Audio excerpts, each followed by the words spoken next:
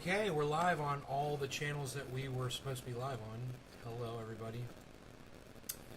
Welcome to the show. Hope you're doing good. Had a busy day today. Running around. Taking my friends over to Oak Trees Forest. That was fun.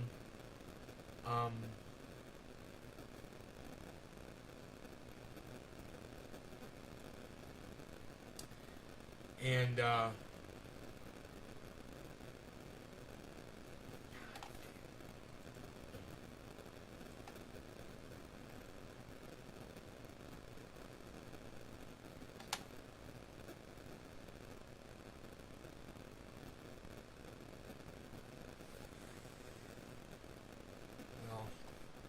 nobody's chatting, so I'll refresh the chat.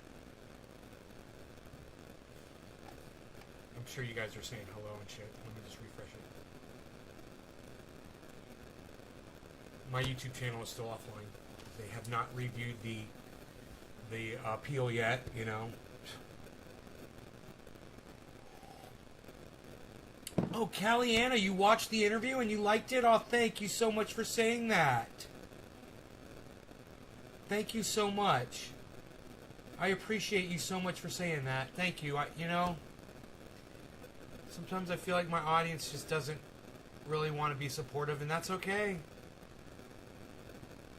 That's okay. You know, I'm alright with that. I try, man. I thought it was a good interview, man. I thought it was, you know, not too many people have in. In fact, I don't think anybody's interviewed her yet. I think I got the first interview. I mean, you guys want to give me credit for that? No. Thank you, David. No, giving me credit would be showing up to this show and hanging out with me. That would be giving me credit. 6 of you feel the need to do that. Let me tell you, for the 6 of you, I appreciate you guys. Well, wait, maybe some more people will show up. 8 people now.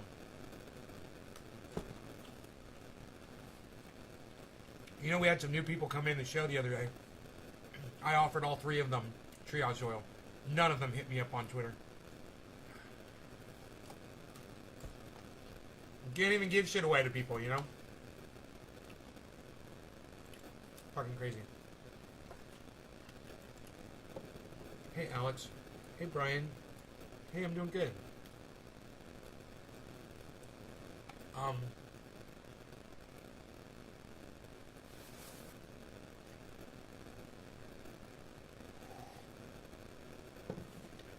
What?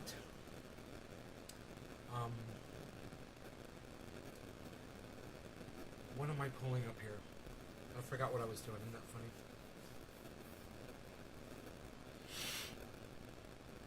I forgot totally what I was doing right now.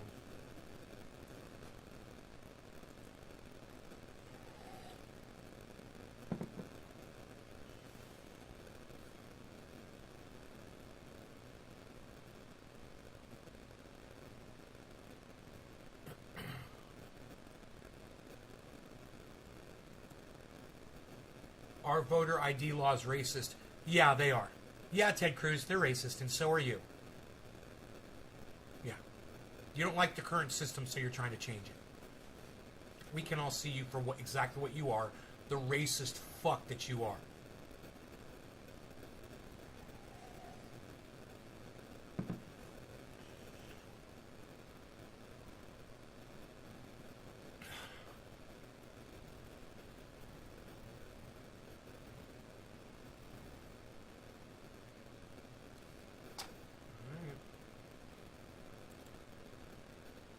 Iceman, what's up, buddy, man?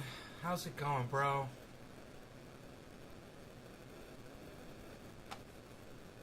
Eric Brown, she had a remarkable dad who raised a remarkable daughter.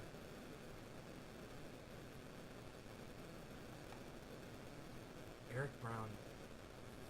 Not following me. Of course not. VJ liked my reply. Not following me. Of course not. Of course you're not going to follow me, even though you liked my reply. Diane Durant liked a tweet to I was mentioning.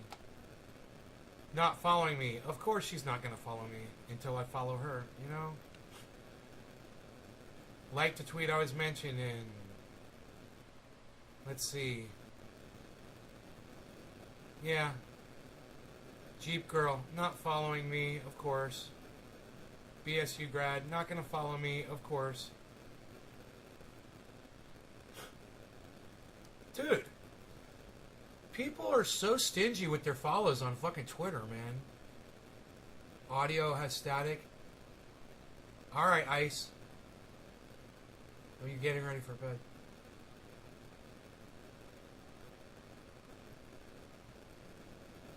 Hey Joe, what's up? You guys are hearing my phone? Are you hearing my phone on the live stream? You guys are hearing static? That's usually my cell phone doing that. Let me know if that fixed it. Let me know if that fixed it, Jim Jones. Thank you for telling me, Jim Jones. Jim Jones. Eugene Partridge, what's up? How's the Partridge family, Eugene Partridge? I wish I knew the Partridge Family theme song. I don't. Does it have words? I don't know.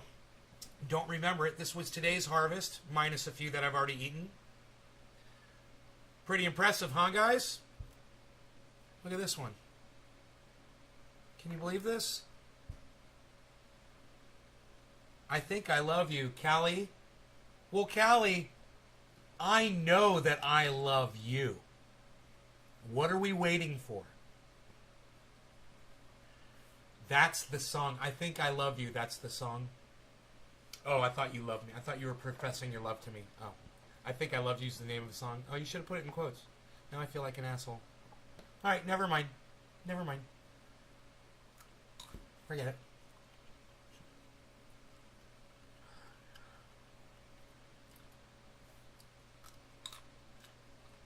That's the song from the Partridge Family, I Think I Love You. I think I love you? Why are you so stingy with your love? You think.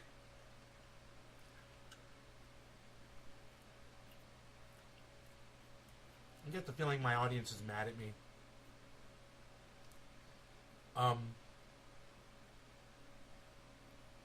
You know, I understand that the big channel went down on YouTube, guys. I know.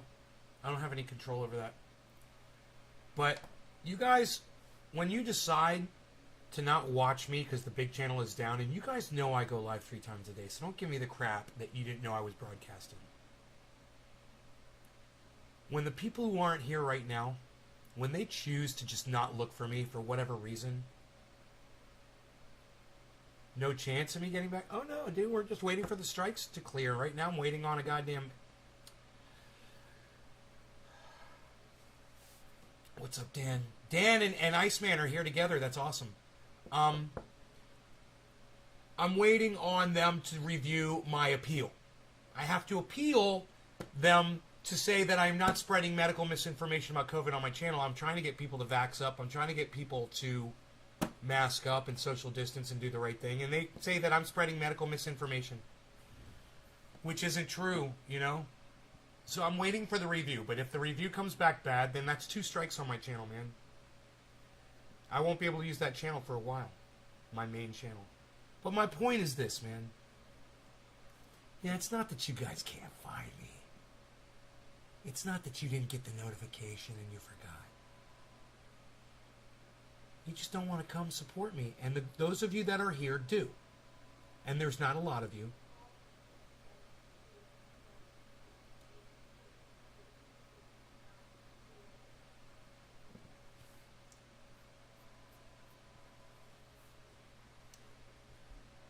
You know, I know the big channel got taken down. I know.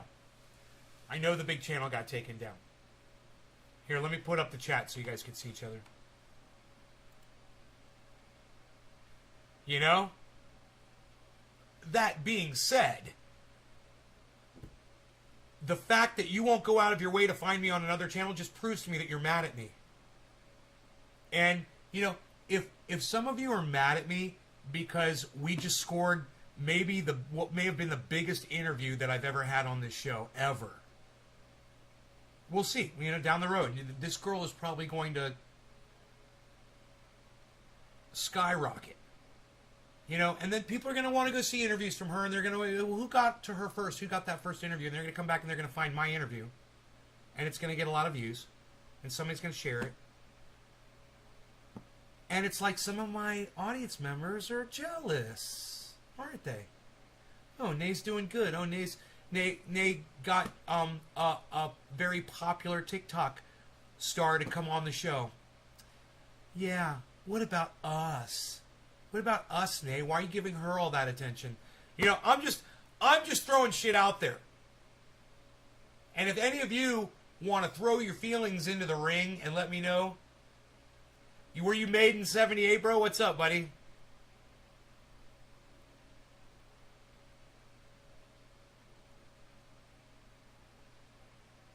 If any of you guys want to throw any of those feelings out there and let me know, what might have occurred, that would be fine. Like I said before, I'm going to keep doing what I'm doing, and you guys can watch if you want to. You guys can support if you want to, or not. I'm just going to keep doing what I'm doing, and the fact that so many people chose to not come to that interview this morning, I don't fucking care. I'm going to keep doing what I'm doing. So, if you decided to not click on my show so you'd keep my numbers down this morning, suck my dick. Alright? Take it all the way down your fucking throats. Alright? All of you that did that shit. You're fucking horrible people. Anybody who chose to not come to that show because, I was doing good. And you're fucking jealous and it made your dick shrivel or whatever your fucking little problem was. Hey, Kissy. Hi, honey. You picked the wrong time to not support me. That's all I'm saying. And it shows. When I saw those numbers, and she asked me, and I had to tell her how many people were watching. And I felt bad. I was like, well, it's, in the teens, I think it was.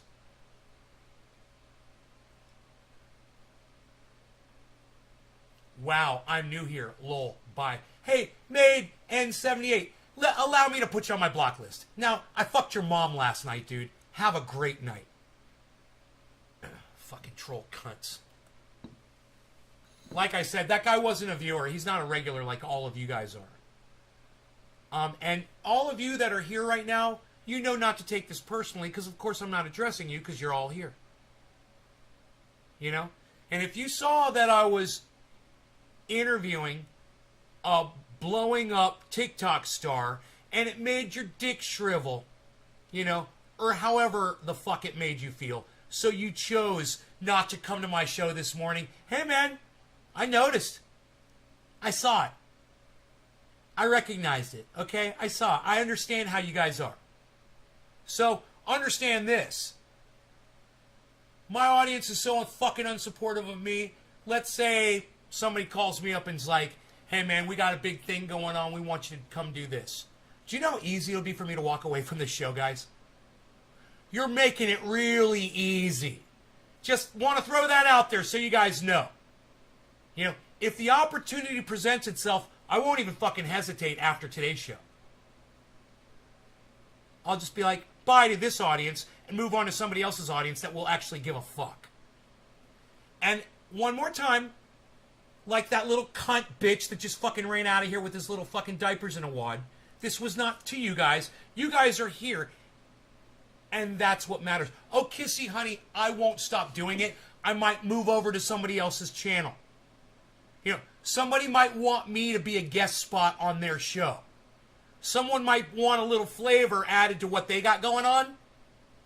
Have me as a guest, regular spot.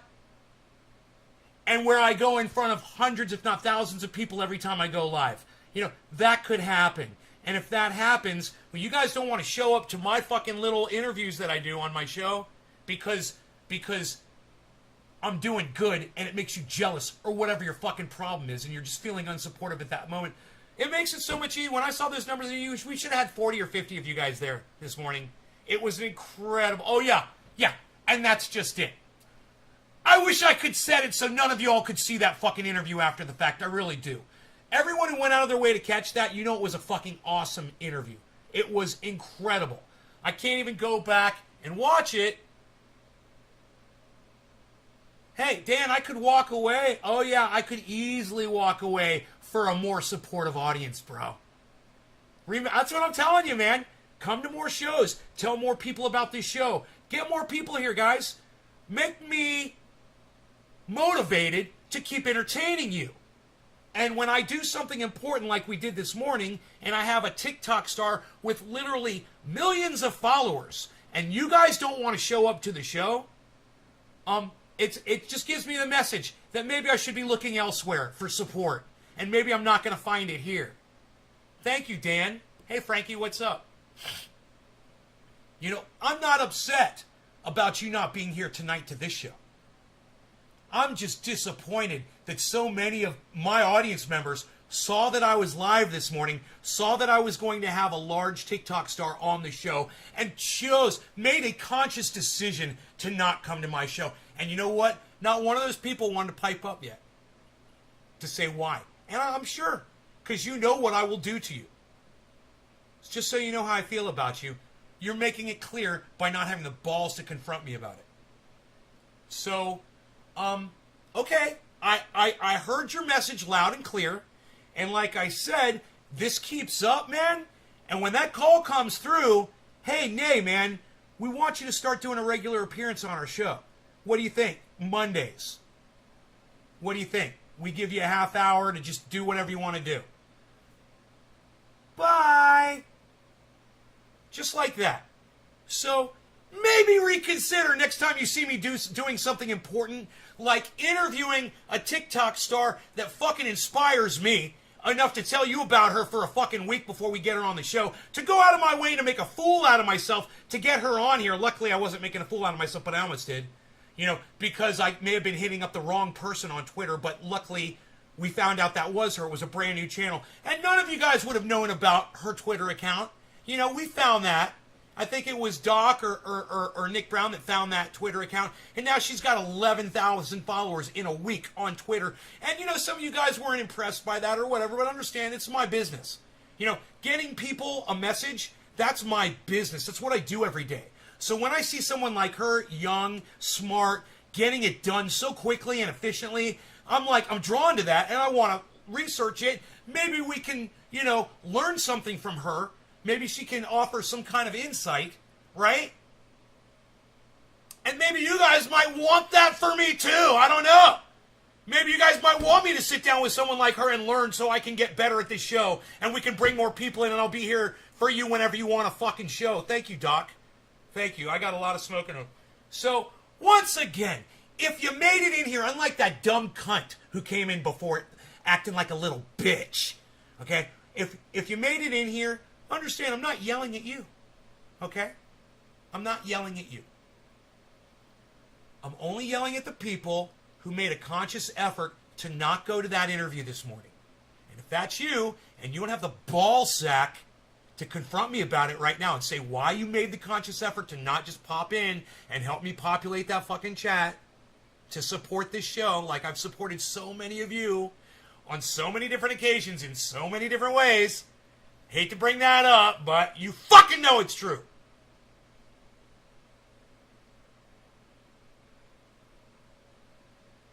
Sorry I'm asking so much of you to make it to a fucking show.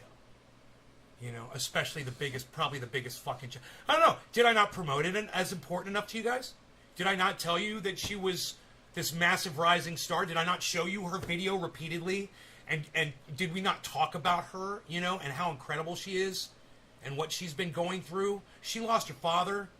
I don't know. You know, I didn't want to really bring that stuff up for her.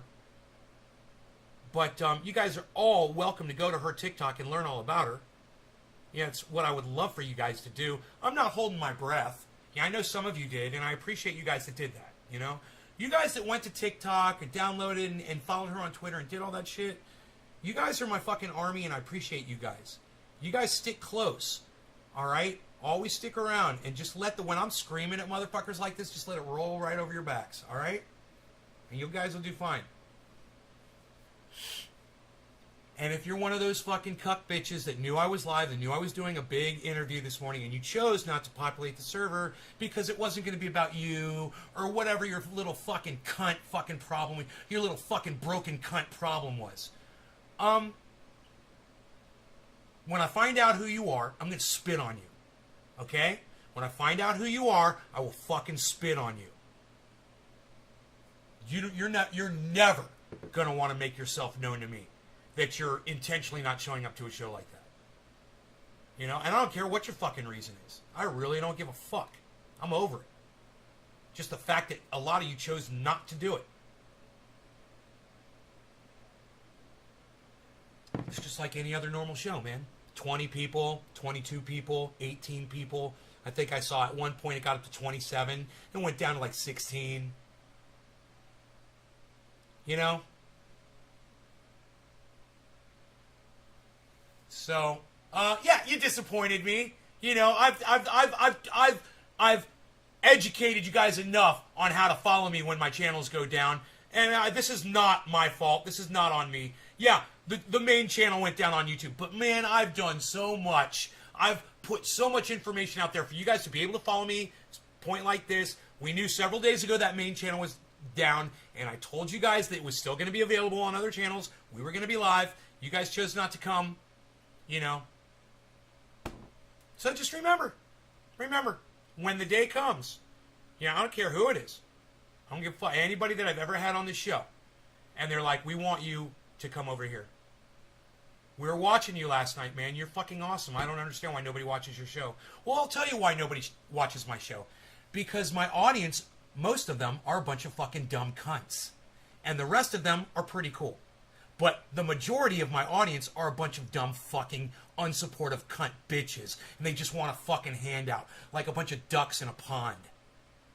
And, you know, the few of you that are still here listening to me rant right now and understanding how angry I am, I appreciate you guys.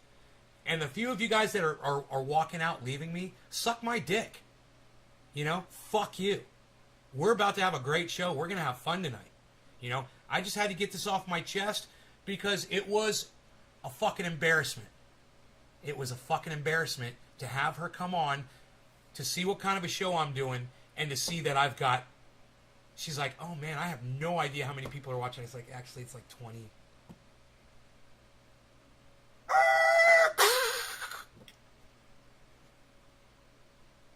So, to all my thousands of viewers who I've ever touched and been able to reach and to change your lives, and you've just gotten lazy and said, fuck this guy. Hey, fuck you!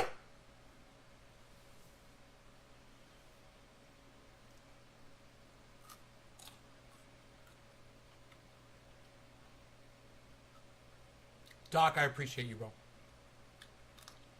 Tom Range, how dare you go in the hospital instead of watching my show? It's okay. You're the only one with a legit excuse, bro.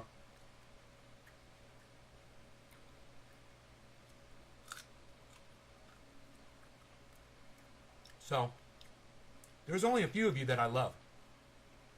That's the people that are here right now listening to me. Everybody else, you're on my shit list.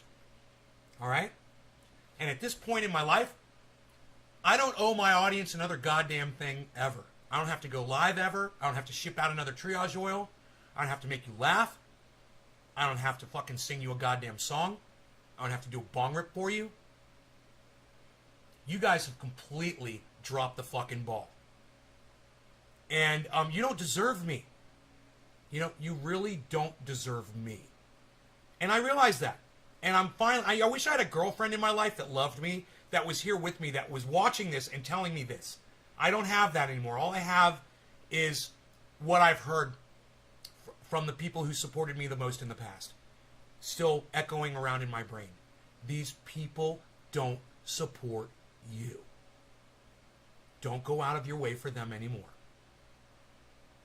They need to fucking earn this shit.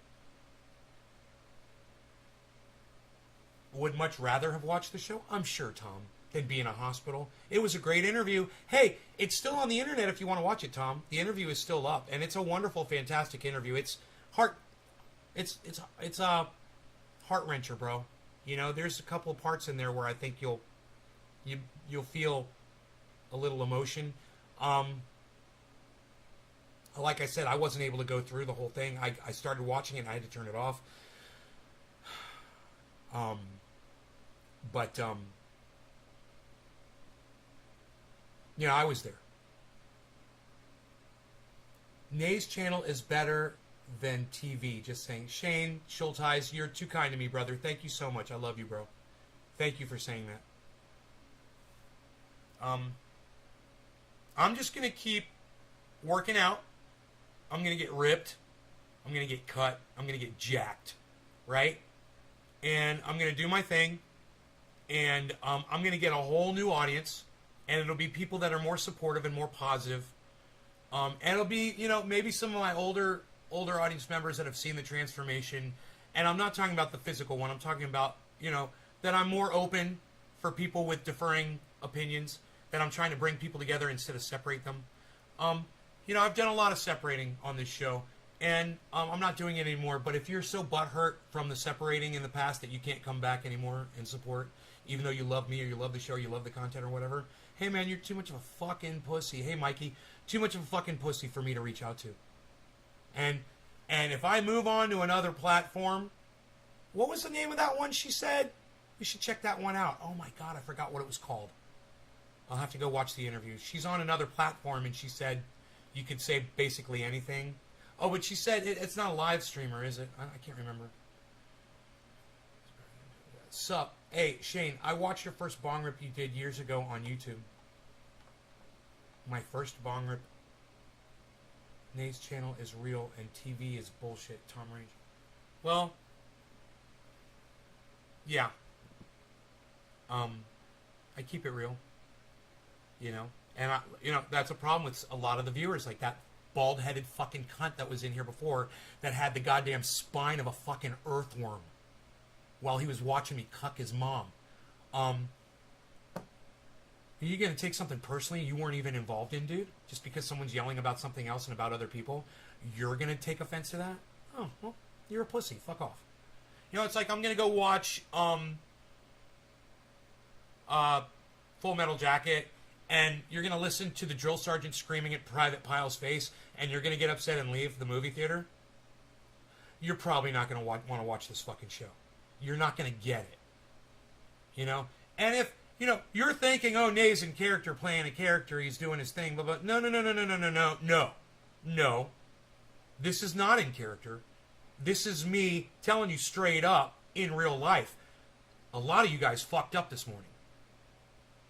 You know, I don't need an apology. I'm more than happy to just walk away and say, okay, you know, I get it. I can't rely on a fucking YouTube channel that no one gets notified on, that you guys insist on tuning into, and that's it, to make sure that you guys know when I go live. I can't rely on it, and you guys, for some reason, it's all you want to fucking do is rely on that main channel. Now, I told you all to subscribe to that channel, but not just that fucking channel. You know? Not just that fucking channel. The numbers are important on that channel. That channel is inoperative. And here I am again. I'm wasting my fucking breath on you guys. I'm just going to stop. I'm just going to stop because all I ever do is waste my fucking time doing this and trying to get you guys to click on some fucking buttons for me. You know?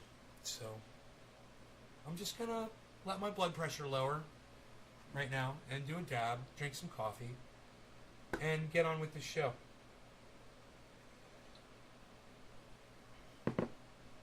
Billy Ballantyne retweeted my tweet. What?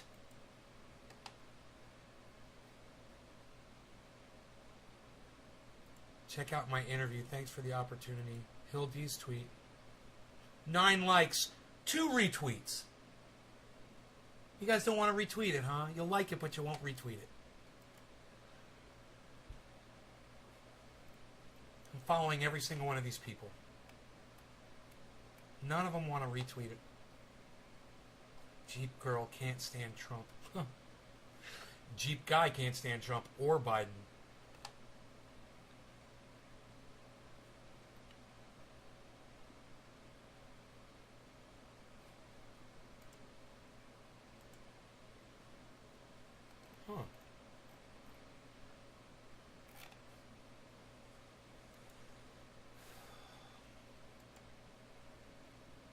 Danny. Hey, Danny! We got Danny here. We got Dan Barony. We got Iceman. Are all three of you here?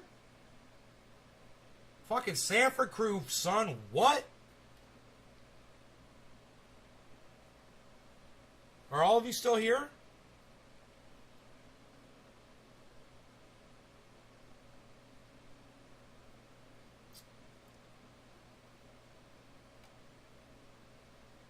You know, I think it would be really nice if all of you guys would go to Twitter and retweet the Hill D tweet at least. You know, retweet it and like it and share it and leave a comment on it. I mean, I retweeted it. It's got fucking 4 retweets, man. And it's Hill D's tweet.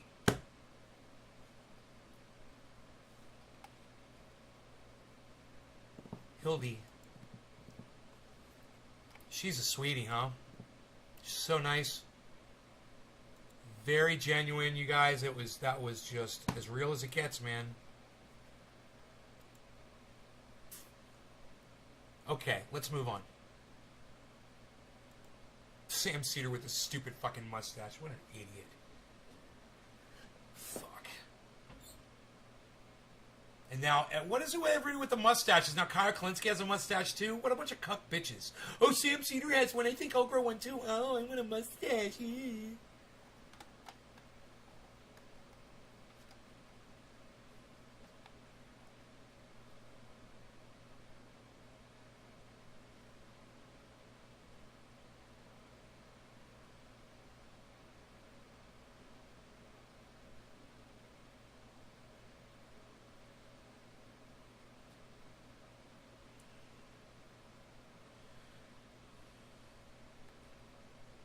CNN pushes hilarious medical study about recreational drugs. What's this about? Jimmy Dore? What's this about? Guess what? CNN. I wonder why people don't get their news from CNN. CNN says this is real. It's a real story at CNN. Uncontrollable vomiting due to marijuana use is on the rise. Dude, that's why that dude came in the other day and was like, dude, have you ever heard of cyclical vomiting syndrome? Cannabis cyclical vomiting syndrome? I was like, from neem oil, dude. It's neem oil that makes you vomit, not cannabis. Cannabis is an anti-nausea. It's the neem oil that makes people puke. Stop spraying neem, you fucking little punk bitch growing cunts. Stop spraying neem on your cannabis, you fucking dumb cunts. God, you're idiots. Study finds. Hey, 1933 called and they want their headline back. See, this is why we shouldn't legalize pot, everybody. Nobody's ever thrown up from alcohol.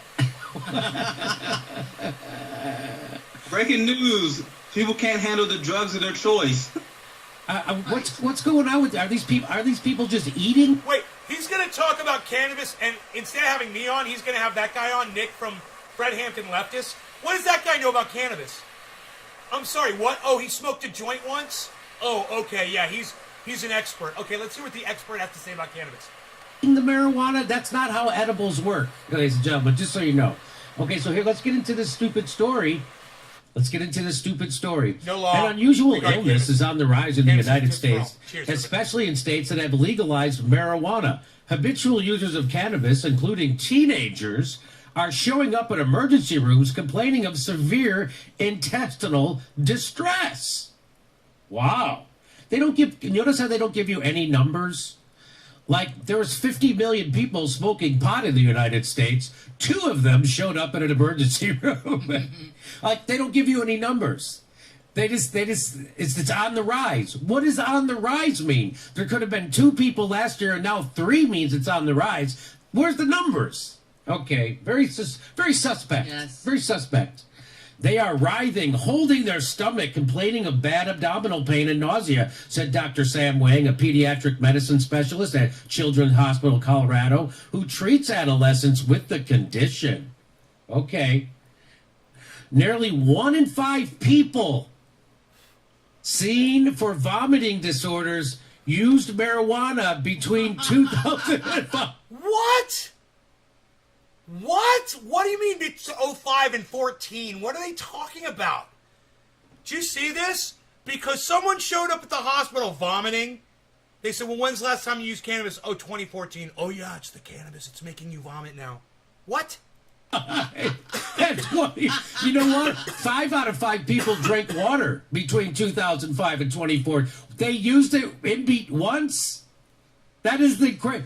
Are you sick? Yeah. Have you used pot between 7 and 15 years ago? Yeah. That's it. Wow. What the F? Wow. Hey, how about we find out what they recently ate? Hey, maybe I bet you can blame. I bet you those 1 in 5 people seen for vomiting disorders have eaten White Castle between 2005 and 2014. Maybe it's the White Castle. Do you ever think of that?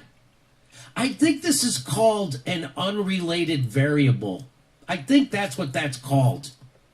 You know, it's weird. I feel like the person who wrote this had to be high to write something this stupid. Isn't that? It's called straw manning. That fact has nothing to do with people coming in now and vomiting, right? So even CNN is straw manning. Yeah, tell us who this cunt is that wrote this cunt article. Tell us who the cunt is. Who's the fucking liar? Is that ironic? And why the fuck? You know, I think when mainstream media is licensed to give news, you know, and they don't, there should be punishment, not a retraction. Fucking punishment. A fine. You owe us $10,000. Fuck you.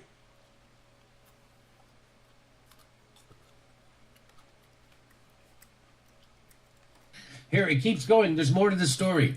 To compound the strangeness of the new disorder, THC and other cannabinoids in the marijuana plant have been used for pain relief, paradoxically relieving nausea and vomiting in cancer patients undergoing chemotherapy.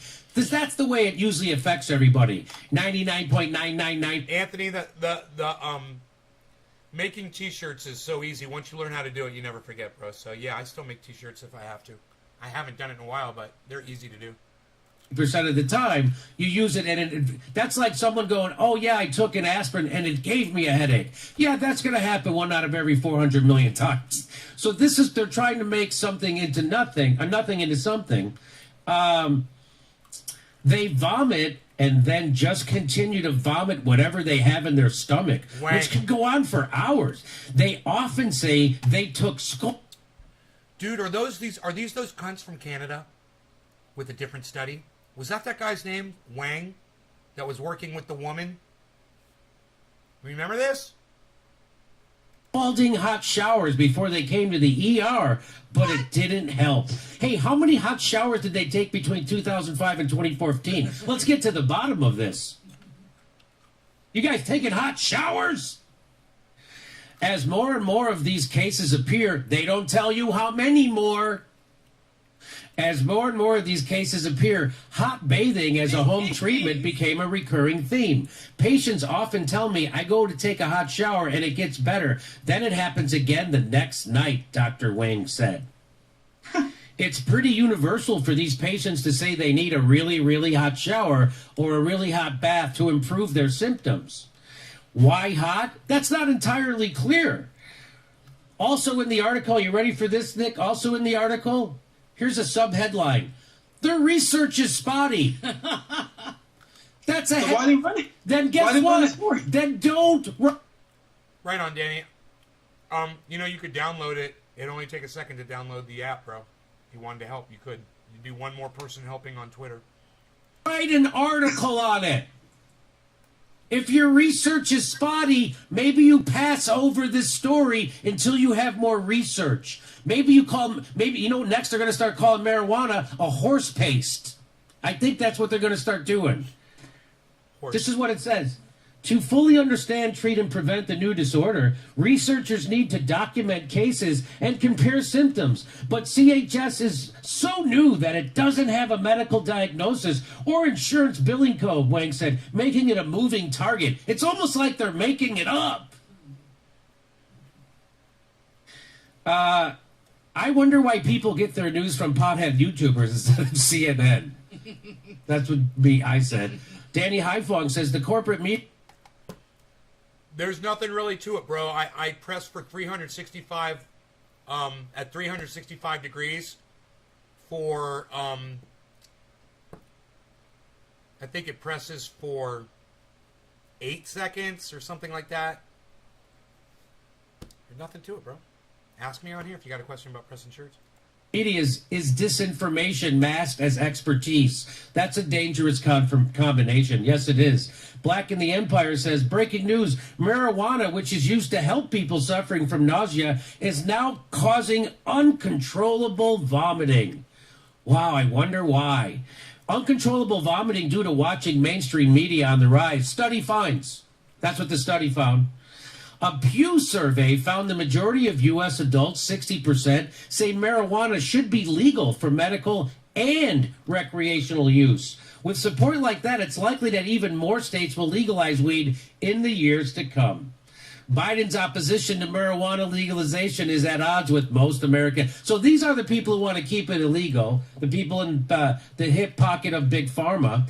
Harris says she has smoked pot and supports marijuana legalization. Isn't that weird? Because the Biden White House just asked their staffers to resign over past marijuana use. But not Kamala Harris. Isn't that interesting? Wow. And this is what I think of Joe Biden. His entire career goes like this. This is his entire career.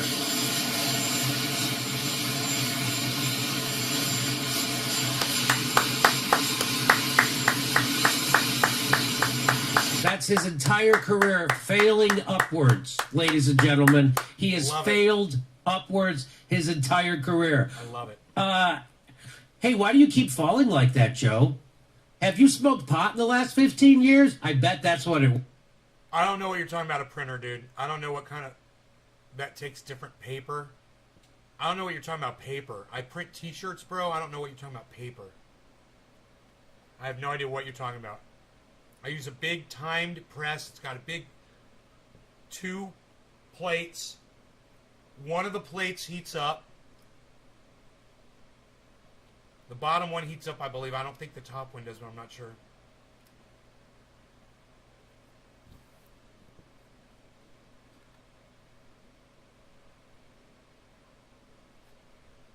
Was. That's just a reenactment of his career. Because let's remember who Joe Biden really is. We hold these truths to be self-evident. All men and women created by you know the thing. Still funny. Still funny. Go, you know the thing. Nick, well, how would you like to comment on the... I'm here with... yeah, let's hear the commentary from Nick. Let's hear what he's got to say about cannabis. This will be Nick, great. what do you think of this? He's an expert. I always love to ask myself why they write stories like these. It's obvious that CNN is doing the bidding of their big pharma, big alcohol donors, because I was looking in and they actually did 2 stories on alcohol recently. Then they both was glowing with praise. Yeah. They said that moderate drinking may improve cognitive abilities in older people. You know the demographic of people who watch CNN. They say, oh, if you drink a little bit of alcohol, that'd be good for you. Yeah. And then they also ran a story that it can also drinking a little bit each week can actually improve your cardiovascular condition. So they do propaganda to try to get people to drink alcohol. Yeah, but Nick, when are you going to start talking about cannabis, bro? Let me know. But then they try and fearmonger people over weed. And I'm glad he brought up Biden because, once again, my theory, I think they were doing this to help cover for Joe Biden because Joe Biden and his administration is still strong anti-weed. They were actually helping expand the drug minimums that Donald Trump supported. They backed away from their campaign promise to decriminalize marijuana. They backed away from this stuff. So I think this is the media manufacturing consent so people won't be as mad at Biden. They can plan some anti-weed stories. It can justify their anti-weed stance some more. And this is why I say America is the most propagandized country in the world, because people say, oh, they're state TV. Well, you mean like the way you're referring to cannabis as a useless plant right now, Nick? You mean like that? The way you keep calling it weed? Isn't that weird? It's like you're indoctrinated or something, bro. If you have Big Pharma that pays CNN so they can do hit jobs on marijuana, and then you have Big Pharma that funds Joe Biden and that helps him win, and then Joe Biden does the bidding of Big Pharma, how is that not state TV? How is that not worse than state TV? They do the same bidding. They're doing the bidding of the oligarchs. So that's why I think they're doing it. I don't know what your theory is on James, but I honestly believe they're doing it because they know that Democrats are spending the police state. There's a reason why Joe Biden didn't want to decriminalize marijuana, and he increasing the police. Not a coincidence, because they need to fill those prisons. And CNN need to do their job of manufacturing consent towards that. And let's remember Kamala Harris, when she was the Attorney General of California, was brought into court 3 times because she was ordered to release the overcrowded prisoners in the California prison system, as she's locking up people for truancy. And they have overcrowded prisons in California, $70,000 per inmate, by the way, in California. Overcrowded prisons. And when the court ordered her to release those people to relieve the overcrowding, she didn't. When they went to court a second time, they said the reason why we didn't release them was because it would screw up our prison labor system. That's what Kamala Harris's office argued in court, that they didn't release the prisoners and relieve the overcrowding as ordered by a court because it would screw up their prison labor system, aka slavery. That's what prison labor is. It's slavery. Hey, Kevin. In fact, it's more profitable than slavery, because with slavery, you have to care for the people. Now, the corporations don't have to care for the slaves. The government takes care of them. They feed them and house them. It's more profitable than slavery. That's what's happening in America, and the people who are most responsible for it are Joe Biden and Kamala Harris, not Donald Trump, you fucking chumps. Pretty sunset. And this is why I was warning people about Kamala. And the funny thing about Kamala, there was like this small point in time where the black community was kind of interested in her. That's when you seen Kamala initially jump into polls the first time. And I remember I covered this a long time ago, how Kamala had a giant search interest, because I do believe black people saw Kamala Harris and they were like, oh, this is a light-skinned black woman running for a position of power, so we want to support her. And then they Google her record and they was horrified, because you got to know Kamala Harris supports civil asset forfeiture, just like Joe Biden does. And that's one of the most anti-black policies. It's anti-working class in general, but there were studies showing that civil asset forfeiture steals the wealth of black Americans at around a 60% rate. And civil asset forfeiture steals more wealth from the working class than criminal burglary does. So you have a systematic transfer of wealth from the black community, mostly the black community, indigenous people and Latinos are largely affected. It's a systematic transfer of our wealth into the ruling class, into the prison industrial complex system. This is what Joe Biden support. This is what. And we're still not talking about cannabis. Great, Nick. Great. Kamala Harris support. So if you're supportive of Joe Biden and Kamala Harris, even though they support the systematic transfer of our wealth, you cannot say you're fighting white supremacy. You cannot say you are pro-black. These are horrific policies that they are only able to get away with because they have the D in front of their name, because they are Democrats. But they are just as evil and just as damaging to our communities as Republicans are. 100%, which is... You have transfers made, bro, Anthony. You get transfers made. You really should, Anthony, you really should go on YouTube tonight and watch some t-shirt pressing videos of the equipment that you've got. Okay? You go to a t-shirt transfer place on the internet and you order your transfers. You design them and you order them. And they send you the transfers and you put it on the press, you put it on the shirt and you press it. And boom, you got a t-shirt. It takes seconds. That's why I tell people you have to stop donating and voting for Democrats, because things will never change until you do. Nick, I want to say thanks for showing up. Everybody should check out Nick Cruz, Fred Hampton Leftist Network. Thanks so much for coming up. Why? So I can listen to him call cannabis weed all day and marijuana? No, thank you. Appreciate it, though, anyway.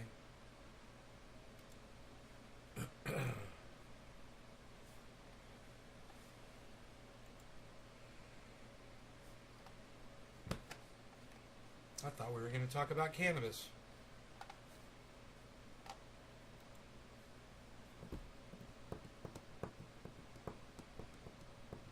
Enoch, what's up, brother? A-Dub, what's up, yo?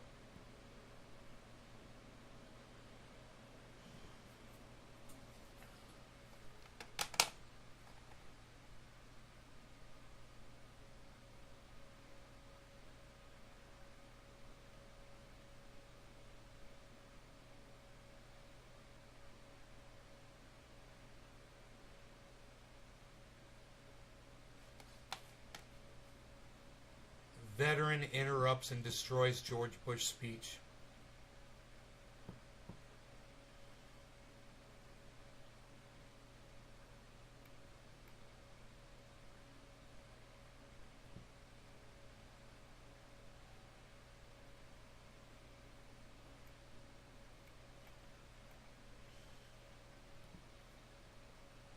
"24-year-old unvaccinated father who encouraged vaccines dies of COVID."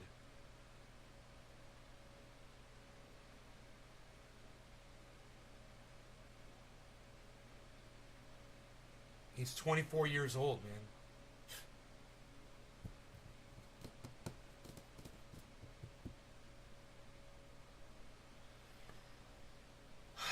Imagine that.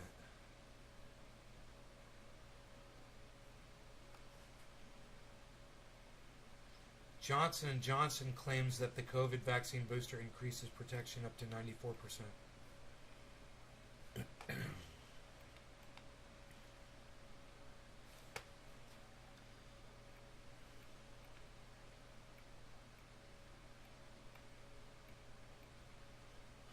Saw this.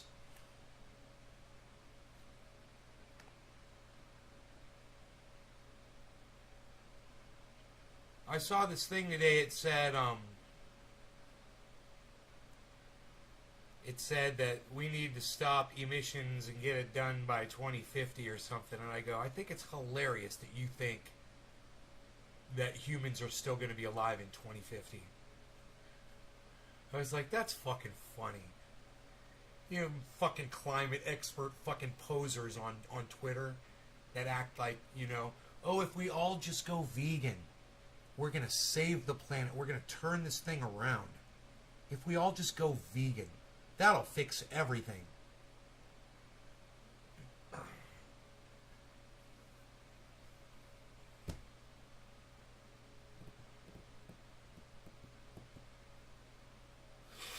I wonder if anybody on Twitter saw the tweet that I said. It would be under my tweets and replies, where I responded to that. Did any of you see that?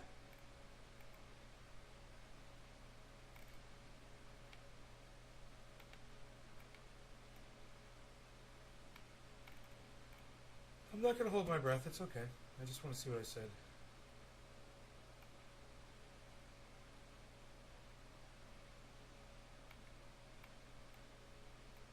Oh, we don't have time. That's their name. And I'm like, I know. No, we don't have time. Your name is correct. You don't even take your own name seriously. We don't have time. Right? You want to know what they say? How we feed ourselves contributes to the climate crisis. How will we grow and produce food for 10 billion people in 2050 without damaging the planet? Join us tomorrow to hear from experts pushing for a circular food system. They're experts who think that we're going to be alive in 2050. Dude, yeah, I'll go. How do I go? Can I go there? Can I go see this? Is this live? Is this live right now? Is this going right now? Can we pop in there? This was 16 hours ago they posted this. We don't have time.org. You know, it's an organization. That makes it more official. See, and okay, so it looks like we missed the it was today. Oh, it was AM, it was this morning. The whole thing's been recorded. And it went for live in 9 hours. Oh, no. It's tomorrow morning. It's live in 9 hours. Set reminder. Okay, so tomorrow morning. But I want you guys to see this because it's so fucking pathetic.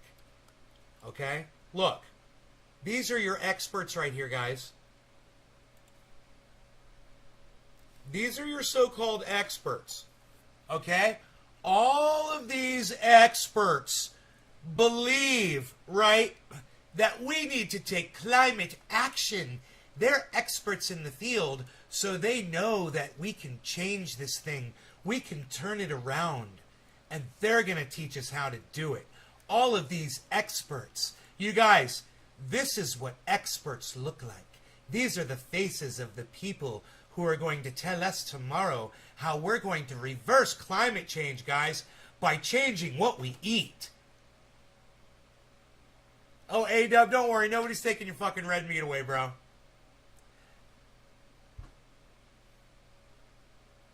They fucking wish that they were experts on climate.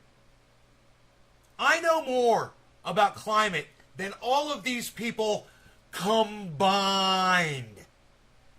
I offer you that. Let's find out who these people are. I'm kind of curious. What are their names? How do we do this? Get this off the screen. Here we go. Mark DeWitt, Director, Strategic Alliance, and founder of the Circularity Gap Report. Gonzalo Munoz, Champion for Chile, COP25. Rachel Kite, Special Representative of the UN Secretary General for Sustainable Energy for All. Oh, there you go. Just the title alone says it, right? Yeah, it's sustainable. We're going to have sustainable energy, guys. We're going to get it. We're going to figure it out. And Rachel Kite is the one that's going to lead the way for sustainable energy. I love it. Owen Gaffney, co-founder of Exponential Roadmap Initiative and Global Sustainability Analyst. He's a global sustainability too. See, as soon as they say that they're going to be able to sustain, this is it. I'm going to tell you what it is. It's not sustainability. It's prolongability. You're trying to prolong the date of our extinction for as long as you can, and you have to admit and realize that it is completely unavoidable. If you're saying anything that we do is sustainable, whether it's the way we eat or our energy needs or anything, then you're already full of shit. You're not looking at the actual big picture. You're not really looking at the whole planet. You're just looking at your little thing that you got going on. This has been Guy McPherson's problem for years. He's identified all these climate feedback loops, and all of these fucking people are unwilling to add it all together like Guy McPherson does. And says, dude, we're going exponential, and we've already gone exponential. You know, if you guys want to all sit down and watch an Inconvenient Truth together, you know, I'll go ahead and I'll host it for you in a Zoom chat. We can all watch a movie that's 20 years old that you guys obviously missed. Or you don't take that shit seriously.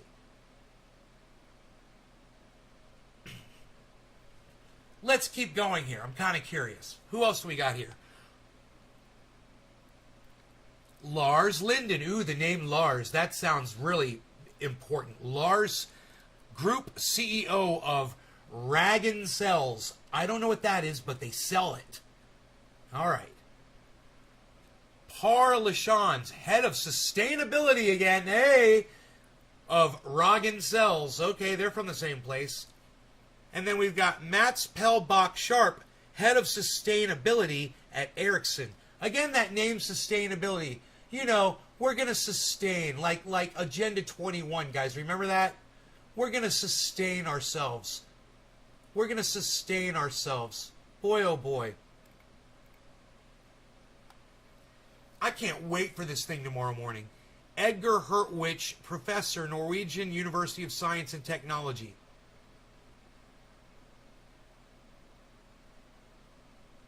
Towards the net zero value chain. Rethinking the built environment. Yeah, you can rethink it all you want, but your title literally gives you the problem right there. It's already built, bro. It's already built. You can't just rethink it. It's already, that's why it's our environment. It's where we are. It's what we've got. It's the hand we've been dealt. You know, we've decided to shit all over it since the 1600s. There's nothing we can do to stop that. For you to think that we can rethink our environment is hilarious. I wonder if these guys know about Mir's projection at all. I wonder if they know about it at all. Huh. Mir's reflection, I mean. Trondheim, Norway. University of Science and Technology. Yeah, we'll see how smart these motherfuckers are about climate.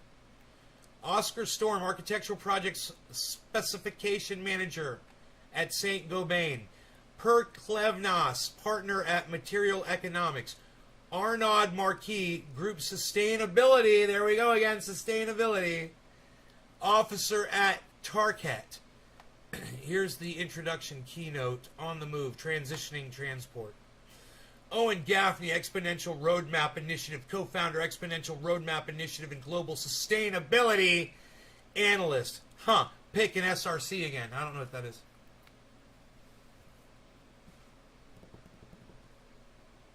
Frederica Claren, Head of Sustainability, Polestar. Robin Chase, co-founder of Zipcar, Vanaim and Numo. Carly Gilbert Patrick, team leader. Okay, Carly Gilbert Patrick. Oh yeah, she's one of those tricky two-name girls.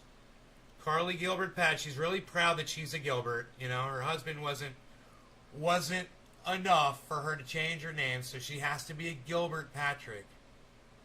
Because fuck you, Mr. Patrick. Fuck you. It says it in my name. I say fuck my husband. It's right there in my name. Fuck you. Wow. What a stubborn cunt bitch. Sorry, Debbie.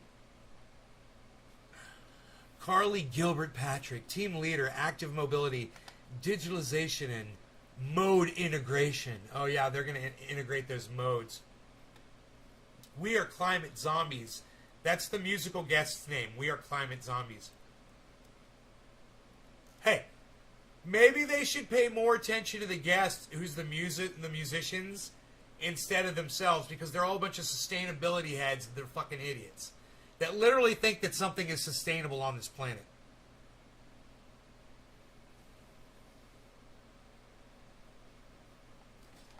Nine to Zero, introduction keynote.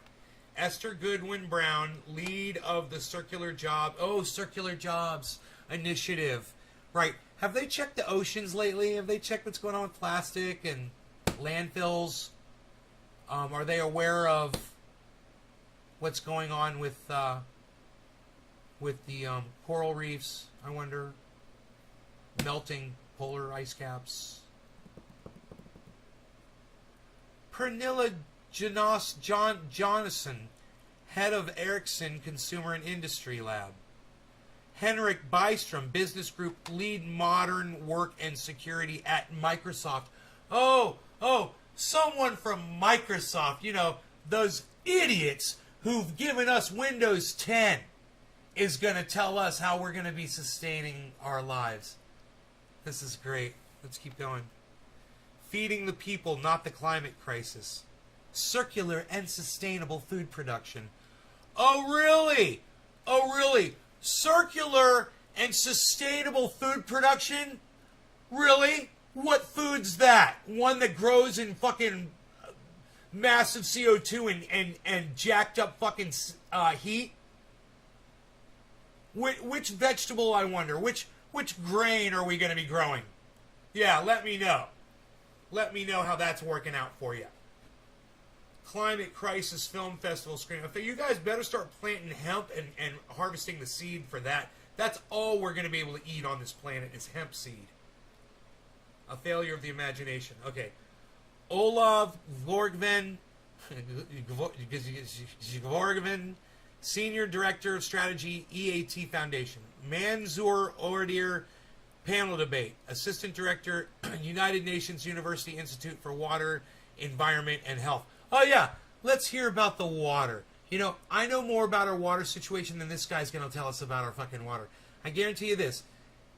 He's not going to tell you that we don't have enough water to survive on the planet. You know, we just don't have. No, we're going to run out of water, period. You know, the planet's not going to rain anymore. We're not going to have water. That's all going to run out eventually, and all humanity's going to die. But he's not going to tell you that. He's the United Nations University Institute for Water, Environment, and Health. We'll talk. He'll be talking about other shit. He won't be talking about so much about water, but we'll see. Ian Sterling, owner of the Arbaiki Distillery. Are you gonna desalinate some water for us? That'd be great. We'll hear about the massive level you're doing that on. The Sarah Mengenizdat, land and water owner, as I am too. FAO Sub-Regional Office for Central Asia and Turkey. Okay. Tim Elfring, co-owner of Food Farm, spelled Phood. Okay. Great. Looking good, sustainable fashion for the future. Sustainable fashion. Oh, yeah. Evie, that's so important. President and founder of Fashion for Development. Emily Burnett, CEO and creative development for Burnett New York. Stephanie Dillon, artist. You know, they must think we have so much time to do all this shit. 2050. We got to turn this all around by 2050. You know, we're going to implement all this by 2050. That's when we're going to start doing all of this. I can't wait to start seeing the dates on all this shit. You know? Introduction keynote. Gwen Cunningham, lead Circle Textiles program at Circle Economy. Panel debate, another one. Galahad Clark, chief ecosystem officer at Vivo Barefoot. Eva Carlson, CEO of Houdini. Eric, you guys better be fucking magicians if you're going to try to pull some of this shit off that you're promising. Because you ain't going to be able to sustain my dick in a fucking erection. And let me tell you, I'm strong like bull. You guys couldn't sustain my penis in a fucking erection, let alone any of these fucking promises you guys are making. Liz Ricketts, co-founder and director of the Orr Foundation. Section 3, solutions. Oh, great, they got solutions. Bottom-up approaches, guys. Bottom up, from the ground up. Grassroots, guys. It's going to be grassroots. Ingmar Rentzog, CEO and founder of We Don't Have Time. Oh, there's our boy right there. Ingmar Rentzog, I guess I'll be talking to you. I guess that's the person that's putting this all together. Ingmar. Andreas Anderholm Peterson, Sustainability Manager at GIAB. Alexandra Davidson, Secretary General of the Swedish Association for Responsible Consumption. Thomas Kimber, CEO of Karun. Vikas Garn, these guys have really cool names. CEO of A Billion. Kyle Weens, CEO of iFixit. William Rame, founder of DeedStack. Frederick Udenfeld, VP Community Growth and Climate View. Dr. Katrina Essing, CEO of Digimind GIMB. Section COP26 and beyond. Summary and a look forward. COP26, is that the year 2026? Oh, okay. Let me know how we're doing in 2026. This is going to be great. This is 2021. Okay, so 2026 is the date, huh? Is that what COP26 is? Is that when we're all getting together to start talking about this stuff? Hey, Killa B, Enoch 420, those re-engineers, right? Anders Wigman says, opinion leader and author. Johan Rockstrom, director, Potsdam Institute for Climate Impact Research. Emma Modier Viking, head of International Sustainable Business and Business Sweden. And then end of broadcast is at 1400 p.m. Register. It's free. Yeah, I will. Give me a second. Circularity and the race to zero. Zero emissions. Dude, we're not racing anywhere. Nobody's going to do anything. None of this is going to happen. Dude, Donald Trump's about to become president again. What do they have? What's their plan about that? What's your plan about 8 years of Donald Trump? Let's see. 2026, right? Let's see. It's 2021 right now. 2, 23, 24, 25, 26. Biden, we got Biden for 3 more years, like 2021, 22, 23, 24. So you got 2 years until 2026, right? Let's see, what is the,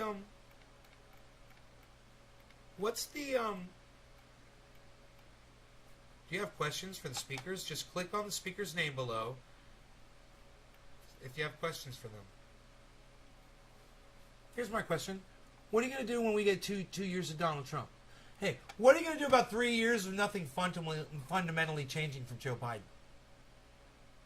And then what are you going to do about 2 years of Donald Trump? And then you got 6 more years of Donald Trump. What's your plan? Nothing will fundamentally change. That's what Joe Biden said.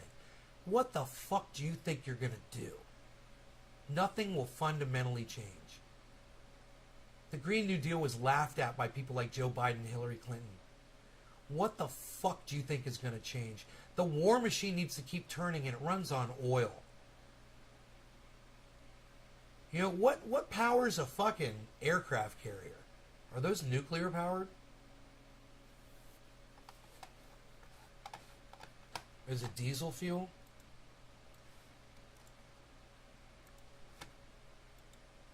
What powers most United States military vessels in the Navy?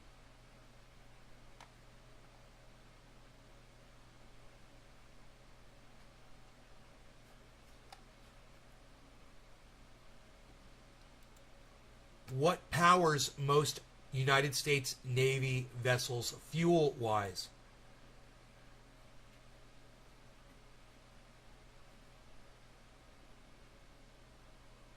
Gas turbine engines.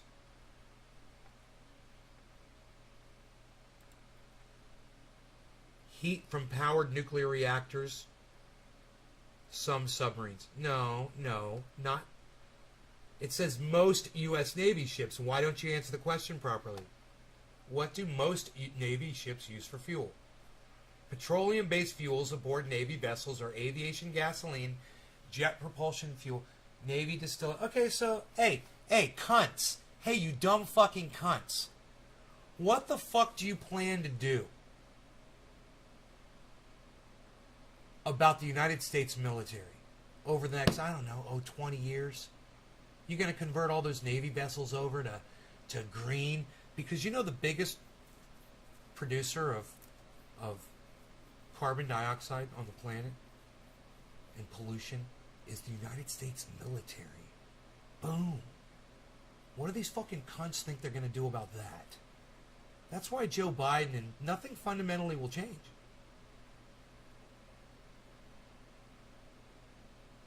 Navy distillate, Navy special fuel oil, and diesel fuel marine. Yeah. These fuels are transported in Navy vessels by Navy oilers.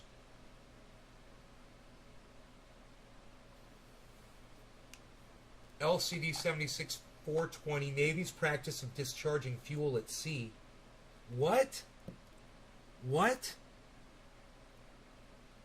Do you remember there was an oil spill and they're like, we don't know where this fucking oil spill came from. Nobody's claiming responsibility. Probably the goddamn United States military. This is from 1975.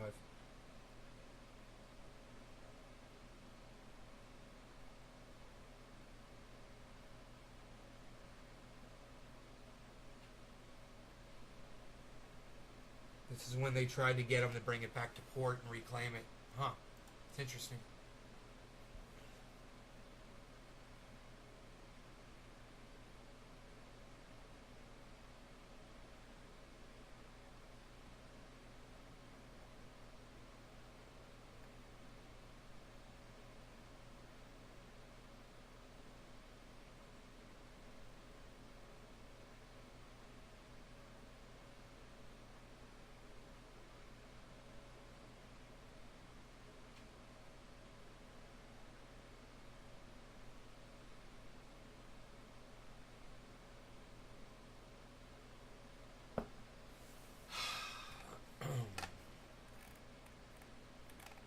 I'm going to sign up for this thing.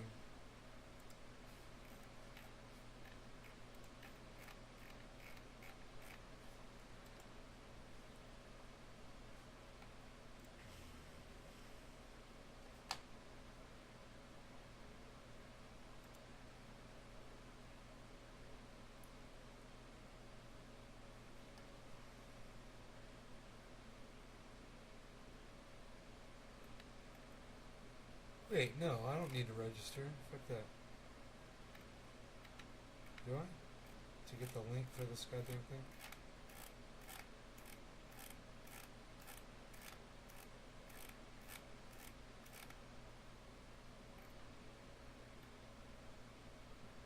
Register for free.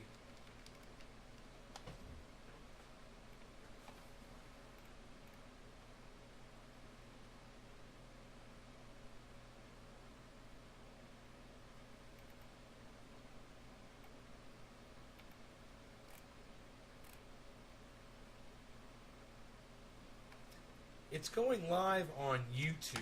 I don't think you got to register. I'm not going to register. I'm just going to... I've got a reminder on. And,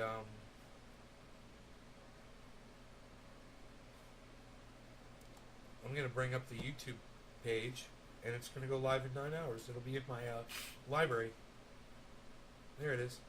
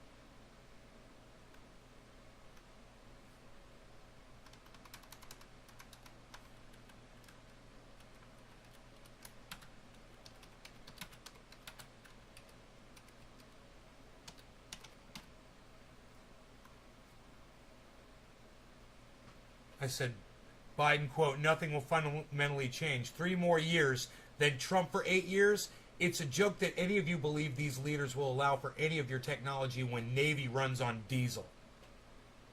Boom! Unable to send message. Edit and try again. What? What do you mean, edit and try again? Oh, because of the quotes. Fuck, you can't do quotes in chat? Let me see.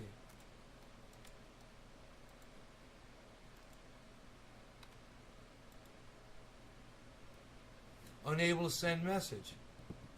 Huh. Edit and try again. What else is in there?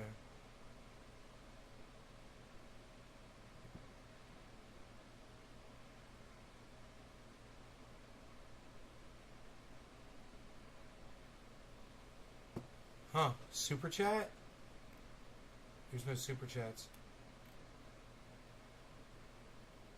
We don't have time. Already has 12,800 subscribers.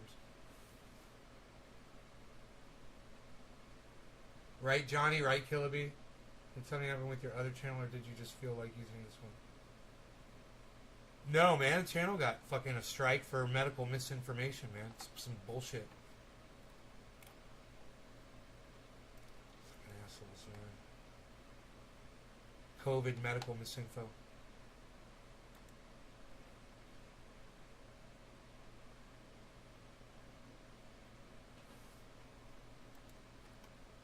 Joe Biden's name. Let me try Trump's name.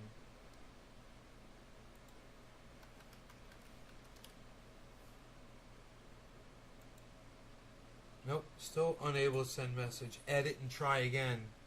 Edit what, you fucking douchebags?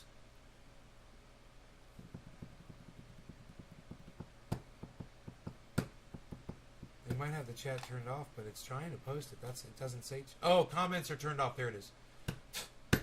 It says comments are turned off. Of course, it doesn't say where the comments go. It's the chat. It's weird. I don't know.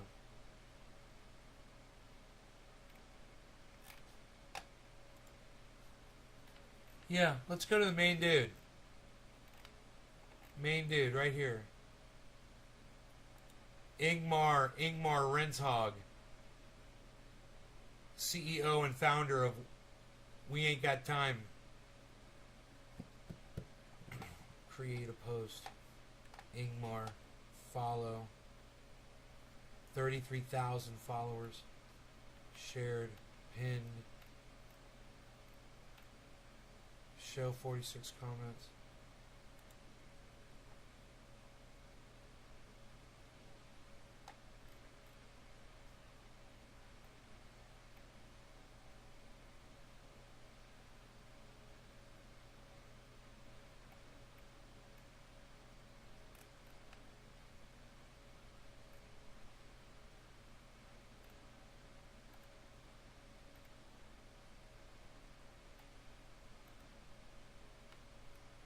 Okay, let me see. Can I comment? You need an account. I see. I don't want to, man. Fuck, dude. Create a post. You need an account. Fuck off. I hate you. I wonder if you could tweet at him, dude. On Twitter. Leave his fucking Twitter up here.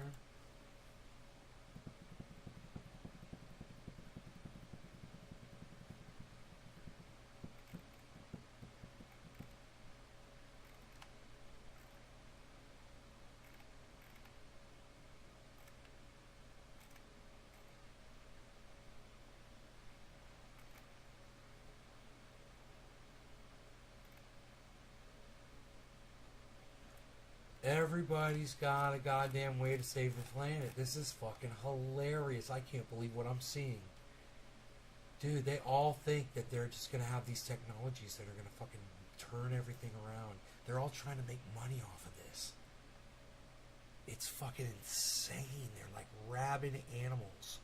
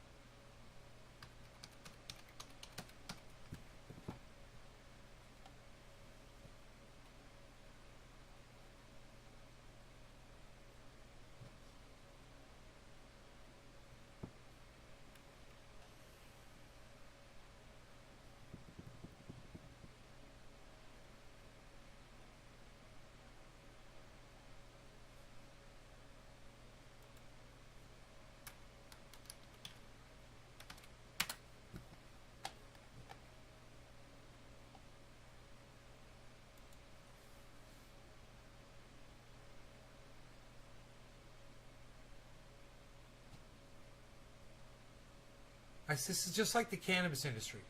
You know, cannabis is a great thing, and saving the planet is a great thing.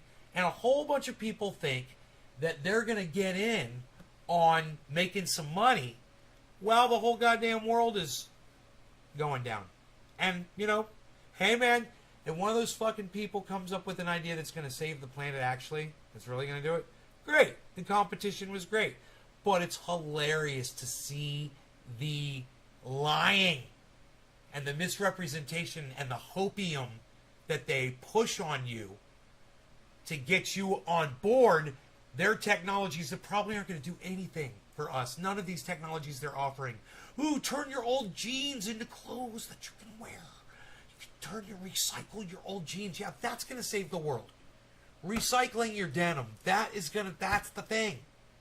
That's going to save the goddamn coral reefs. Let's recycle those denim jeans.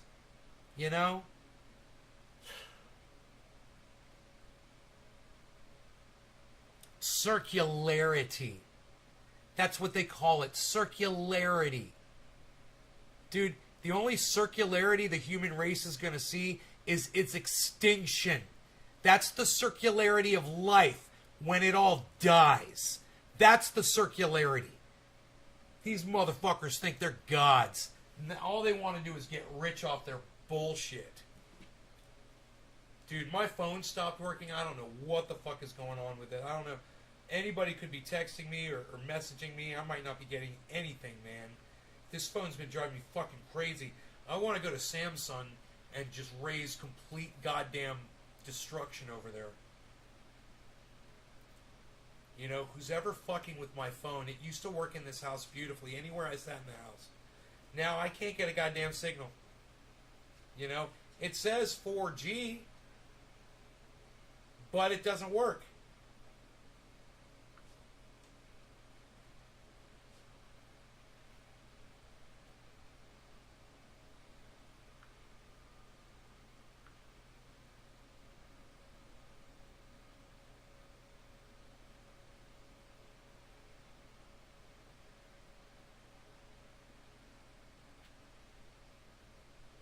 What the fuck was this?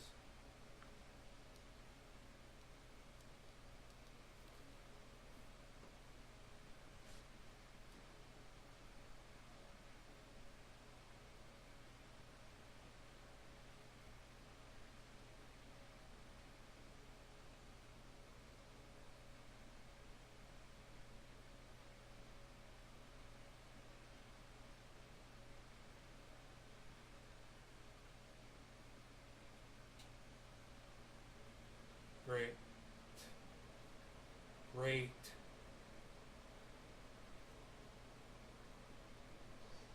Like, 5G's messing up people's phones to run off 4G. Oh, Killer B, is that what's going on? Totally not legit. Let's do some dabs. What do you guys say? You guys want to use some cannabis with me? I've only got this many pole beans left. I was eating like a whole bunch. They were so good. I think that's going to be my next victim. There's so many pole beans out there, man. If I don't go out there and pick them, these go. They get too big and they're no good. The seeds become too hard inside, right? And they split even, right? They get huge. These are probably too big, but as long as you go out there every day and you pick, you know, the 40 or 50 that you got to pick, it's fine. You're fine. That's the thing. You got to go out there and do it, man. You got to harvest those things. Big fat bong rip. Okay, here we go. Cool. Cheers, everybody. I'm doing dabs, man. I'm dabbing, dude. Doing some dabs, dude. Oh my god, Jeep Girl Kristen can't stand Trump followed me back. Holy shit. Right on, man. I'm fucking flattered. Jeep Girl. You know, there's just something about a fucking Jeep Girl. I'm just saying, man. When Caliana told me she drove a big old fucking badass lifted truck, I was just like, really? We should probably hang out. So I can ride around in your truck. I'll ride shotgun.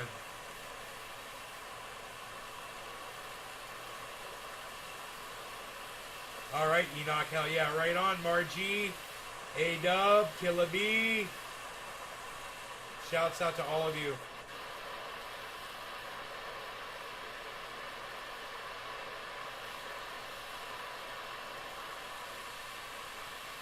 Shouts out to Dave Humans and Bob Raponi, the old school. From the old school, no law regarding cannabis. Cannabisism, tisms for all. Cheers, everybody. 10 seconds left.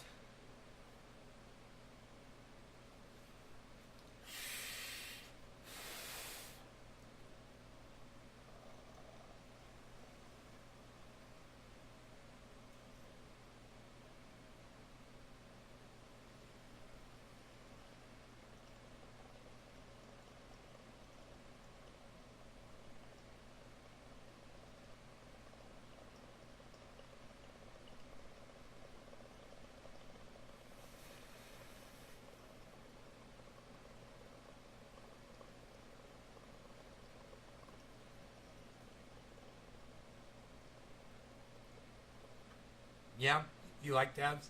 Look, this is still smoking.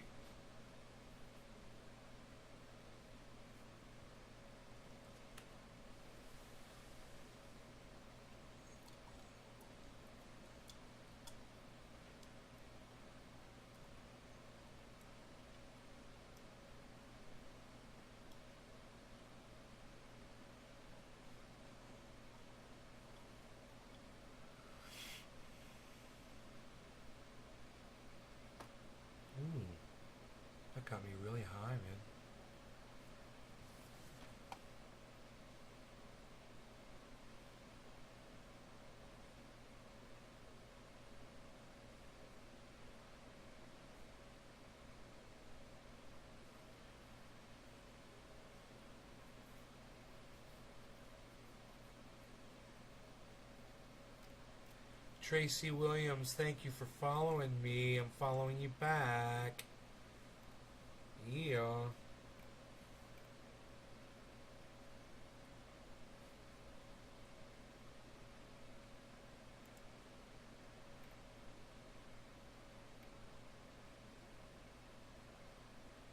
Snap out of it. Jeep Girl liked 2 of my tweets. Oh yeah. Hell yeah.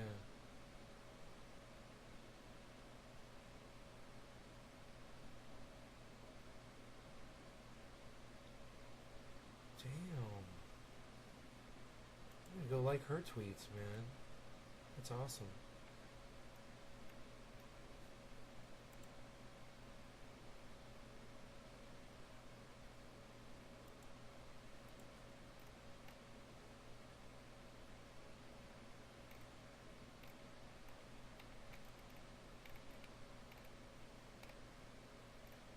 Retweeted, retweeted, retweeted, retweeted, retweeted, retweeted, retweeted, retweeted, retweeted, retweeted, retweeted.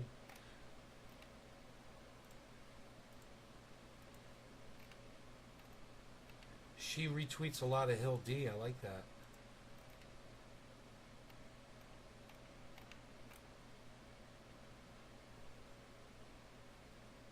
Anti-mask GOP candidate for Michigan governor banned from YouTube for life. How funny is that?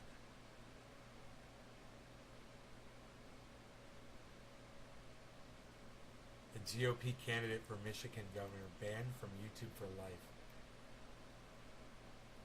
Because he repeatedly broke the site's rules. But banned for life? I've never heard of banned for life. Let's hear that. I didn't know you could be banned from YouTube for life.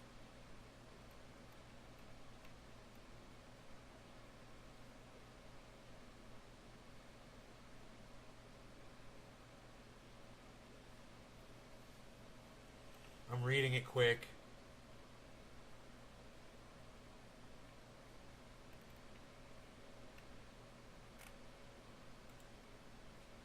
It's taking me to another website.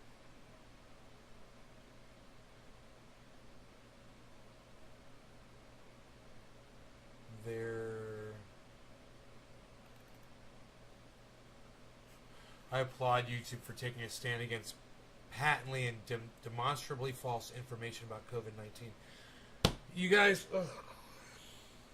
What? You mean like what Fauci said about masks? Or what he said about gain-of-function research? That demonstrably false kind of shit? Stop, YouTube. It's not your fucking job. Alright? You're not the purveyors of truth. What the fuck does purveyor mean? Provider? I don't know. Purveyor definition. Yeah, person who deals in. Yeah, you're not the purveyor of truth. A person or group that spreads or promotes an idea. It's perfect. You're not that's like a conveyor. Purveyor. They banned Trump from everything, which to me is unconstitutional.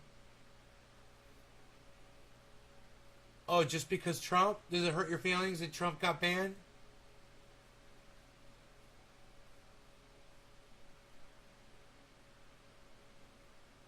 What, are they not supposed to ban people for bullying, bro? Are they not supposed to ban people for violating their terms of service? They just supposed to let people do whatever the fuck they want? Is that what they're supposed to do, Killer B? Let me know.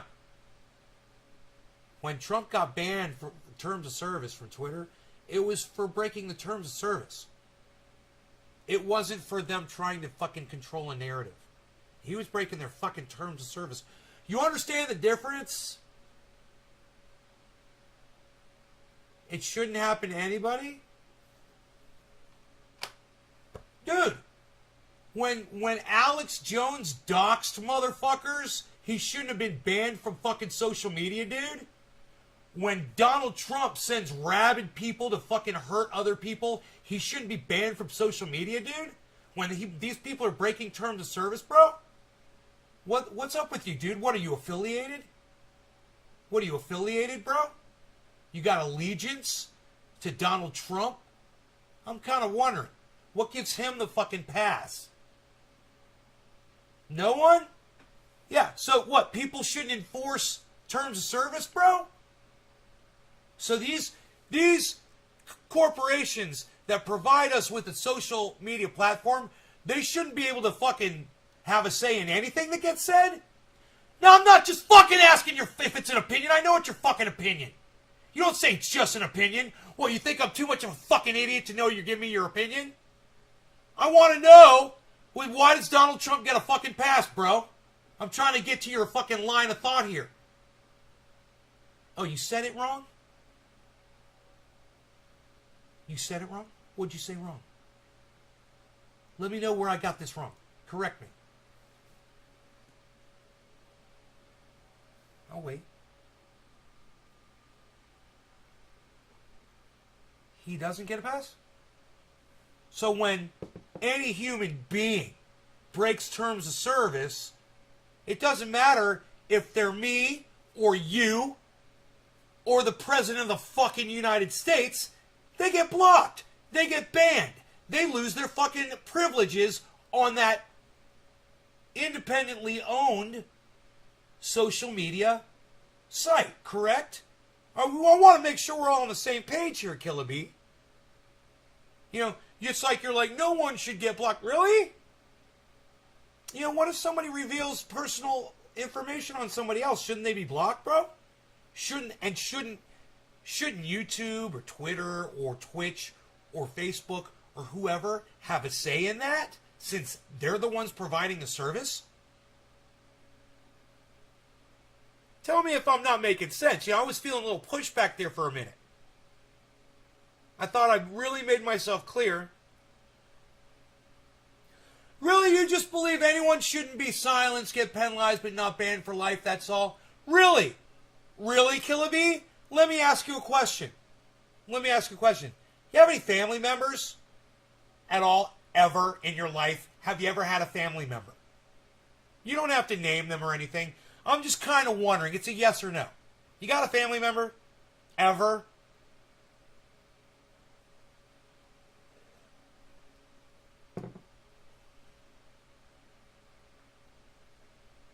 He believes no one should be silenced. Get penalized, but not banned for life. Okay, you got a family member. Let's assume, Killer B, that you love them. Okay? Like I love my mother, my father, my sister. All right, let's just say you love this family member. We're using it as an example. Oh, no. I'm going to make a fucking point here. Pay attention. All right, see if you can ride along with me here for a second. Your family member is getting harassed by someone on a social media platform. They get penalized, blocked, banned, whatever. They come back. They do it again. They get blocked. They come back. They do it again. You see what I'm getting at here, bro? It's your family member. Let's say somebody is exposing personal information about that family member. It's this person that you love, right? And they won't stop doing it. Just let them do it. Just, too bad. They're just going to, every time they get an opportunity, you block them 30 days, they come back. You block them 30 days, they come back. You block them 30 days, they come back. And they keep attacking and they keep exposing whatever this personal information is. Does that sound fair to you, bro? Is that the way you want social media to be? Because I could tell you a couple sites where you could go to, bro. YouTube's the wrong place for you, really. I mean, it's almost your spot. But there's better. There's way better. Where you could go. Not me, but you. You'll like it a lot better. Everyone gets a voice over there. And you pretend to want to hear everybody's voices, right, bro?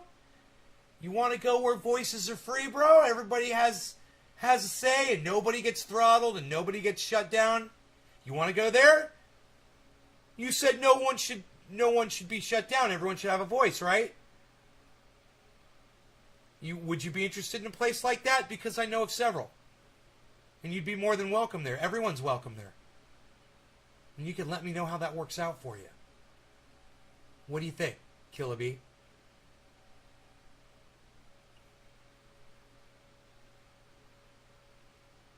I love talking about freedom of speech. I love talking about First Amendment. I love talking about what Steph Zamorano talks about, which is sensible censorship, which obviously is what social media sites do. And if they didn't have it, I wouldn't be here for several reasons.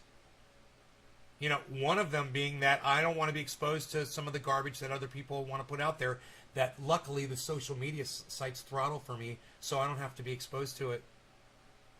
I've got an impressionable young mind. What can I say? I like sensible censorship. Unlike Killa B TV, who wants no censorship ever. Doesn't want to answer me. Still waiting for your response, bro. Can't wait to hear it.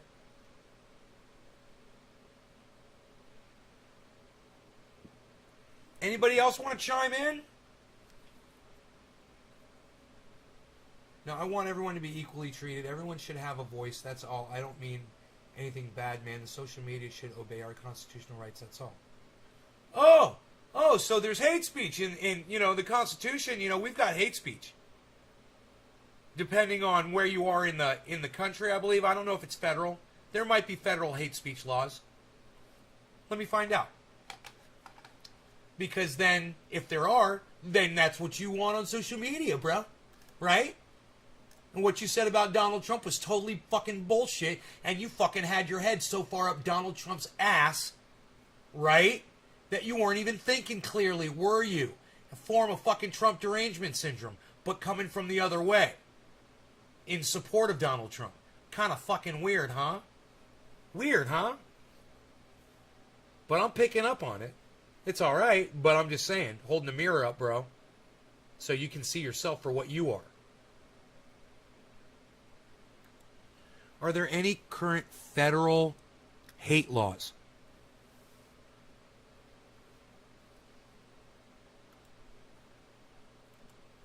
Current federal hate crime laws. The Violent Crime Control... According to Wikipedia, Section 994 Note Sec. 280,003 requires the United States Sentencing Commission to increase the penalties for hate crimes committed on the basis of the actual or perceived race, color, religion, national origin, ethnicity, or gender of any person. Oh, so that's what you want on social media too then, huh?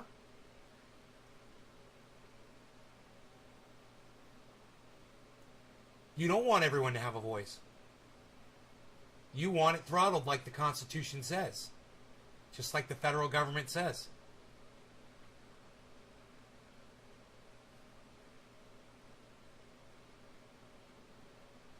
Things like hate speech should not be allowed. Hey man, Donald Trump was putting hate speech out there. Donald Trump was putting hate speech out there. He got tossed. TOS. Terms of service. He got tossed, bro. You should support that shit. You know, and quit acting like you're a fucking unthrottled free speech champion, because you're not. All right, quit talking like you are, because that's how you came off. Okay, you said it, and then you good for you. You backed off of it, and now it looks like you're coming around, and I'm proud of you for that. I'm impressed actually. Now you're saying no, everyone should have a voice. Really? We're back to square one again. So you got a fucking racist hate monger out there, and that's all they're putting on YouTube, and they should have a voice on social media? Somebody that likes killing animals, they should just be able to put that shit up in videos on YouTube and expose you to it with no throttling and nobody watching it, right? Is that what you want, bro?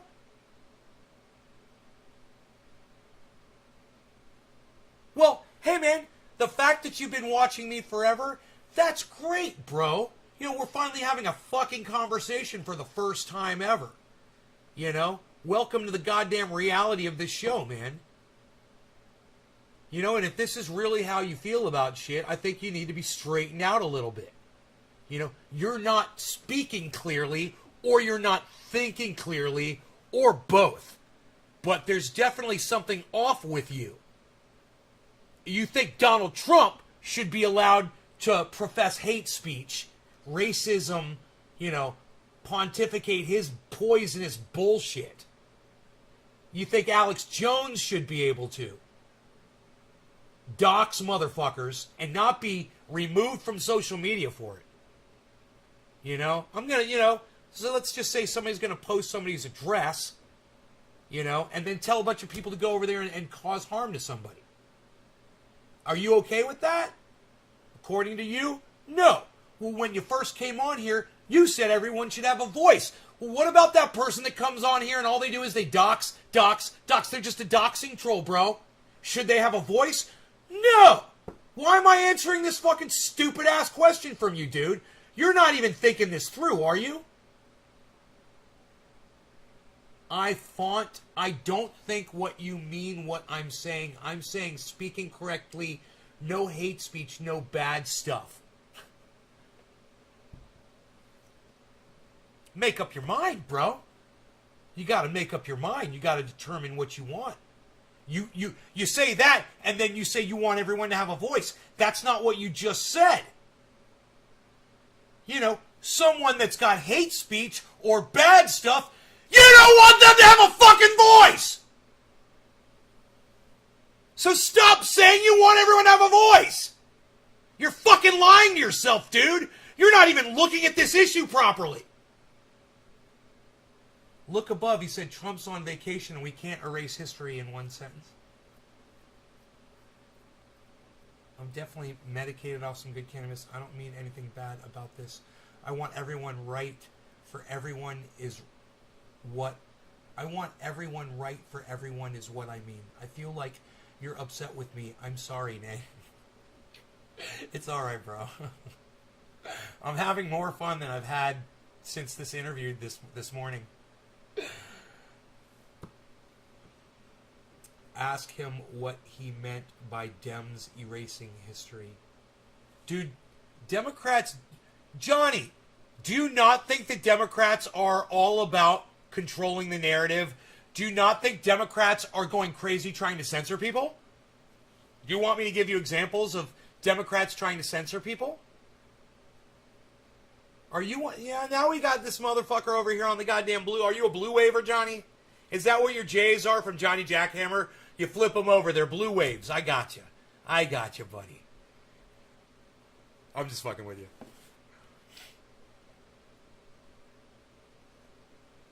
How do you not see the Democrats as the censorship cunts that they are, Johnny? You're not paying as much attention as you should be. You should watch more Jackson Hinkle. You should definitely watch more Jackson Hinkle.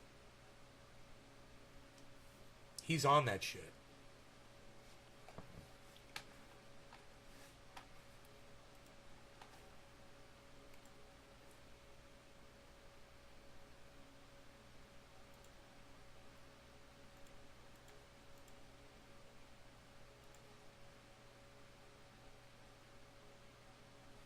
He's live right now. Jackson Hinkle's live. He's talking about Kyle Kalinske.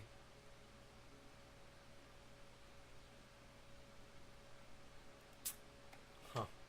700 viewers. Point, you gotta reckon with reality. You have to understand that Daniel Hale exposed the fact, and he's serving time in prison for it right now, that dude, he went live an hour ago. I can't believe that. Our U.S. drone program, which was led by Avril Haines, has 90 unintended targets. They're fucking civilians. We bomb schools. We bomb hospitals. We bomb humanitarian, sites. We bomb innocent civilians who are just minding their own business. We bomb civilian infrastructure. We bomb literally anything and everything that comes within our sight. And you're saying that this is going to be a less costly option on human life as it relates to U.S. imperialism? What are you talking about? Johnny, that was just a weird statement out of the blue. You can't believe you still sell sous chef plumbing parts? What? Successful military strategy. You have to have competent people running things. Yes. Doesn't competence require honesty and accountability? And that's what I see missing here. It's like you're not allowed to lie to the public, which employs you, are you? What is happening? Tucker Carlson is like further to the left on anti-imperialism. I want to tell. Tulsi Gabbard. I don't want to interrupt him during a segment, but I want to tell him about the interview today during a super chat.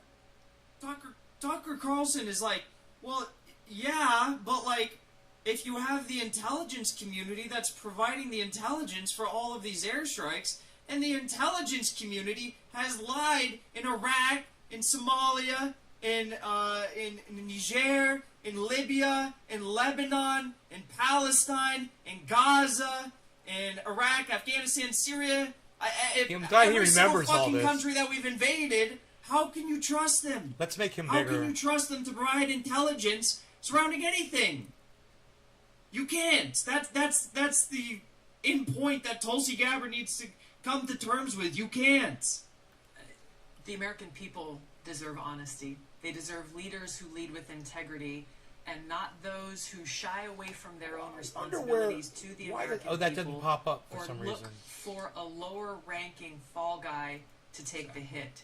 The American people deserve strong leadership that looks out for their best interests and the best interests of our country. Won't show when up. was the last time a general officer or someone, you know, a Pentagon there it is. level commander I just had to in move the my U.S. other window. military was punished for a mistake, or is it Oh, it it's froze. always the corporals, lieutenants, the captains? Weird.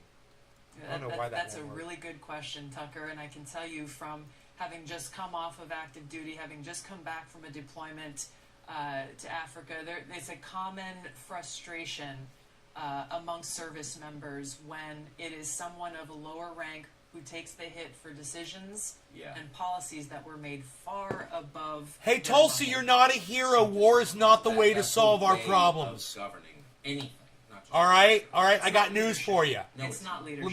Well, maybe we'll super chat that. Tulsi Gabbard, welcome back. Thanks so much. Thanks. Hey, Sean Hannity here. Hey, click here to Aloha, everybody. Aloha. I hope you like these drone strikes. Aloha. Maybe after the drone strikes, we can all do yoga and CrossFit together. You know, I hear, I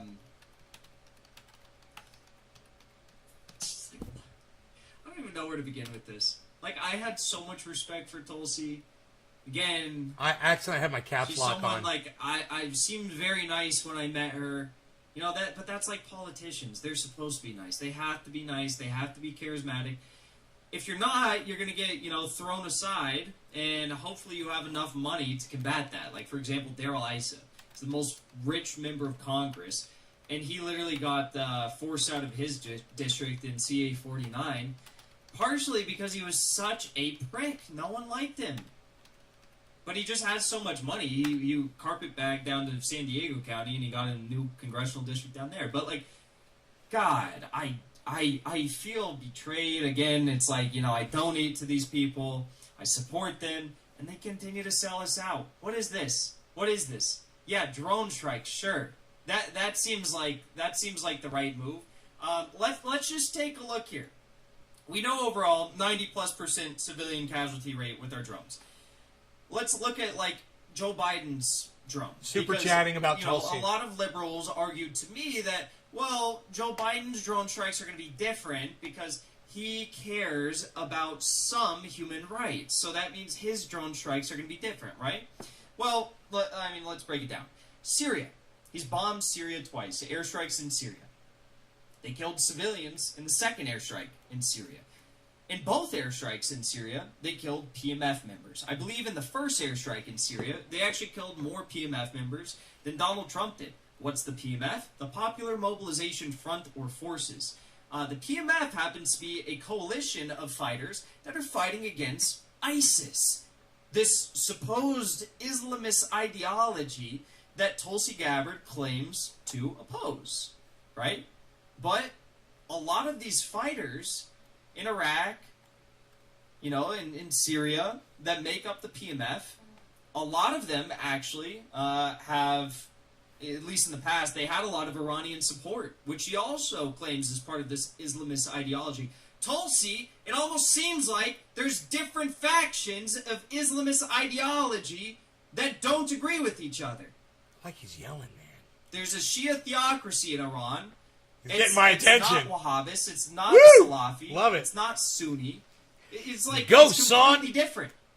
How could you just lump them all together and say that we're facing like a common Islamist ideology. You know what we're not facing Islamist ideology. That's not the attack on the American working class. The people who are attacking the American working class are people like Tulsi Gabbard, the top 0.1% of most powerful, most wealthy people in this country that are fucking you all over on a daily basis, that are stealing the wealth that you produce. Doc, how could you sleep during this? Oh my God. You don't have health care, you don't have free education, that you don't have a decent paying job, that you don't have anything that would guarantee no law basic regarding human cannabis. rights. Cannabis Make sure isn't you don't kids for all. have Cheers, housing. everybody. Make sure you don't have clean drinking water. Make sure you don't have a planet that's worth living in for future generations, right?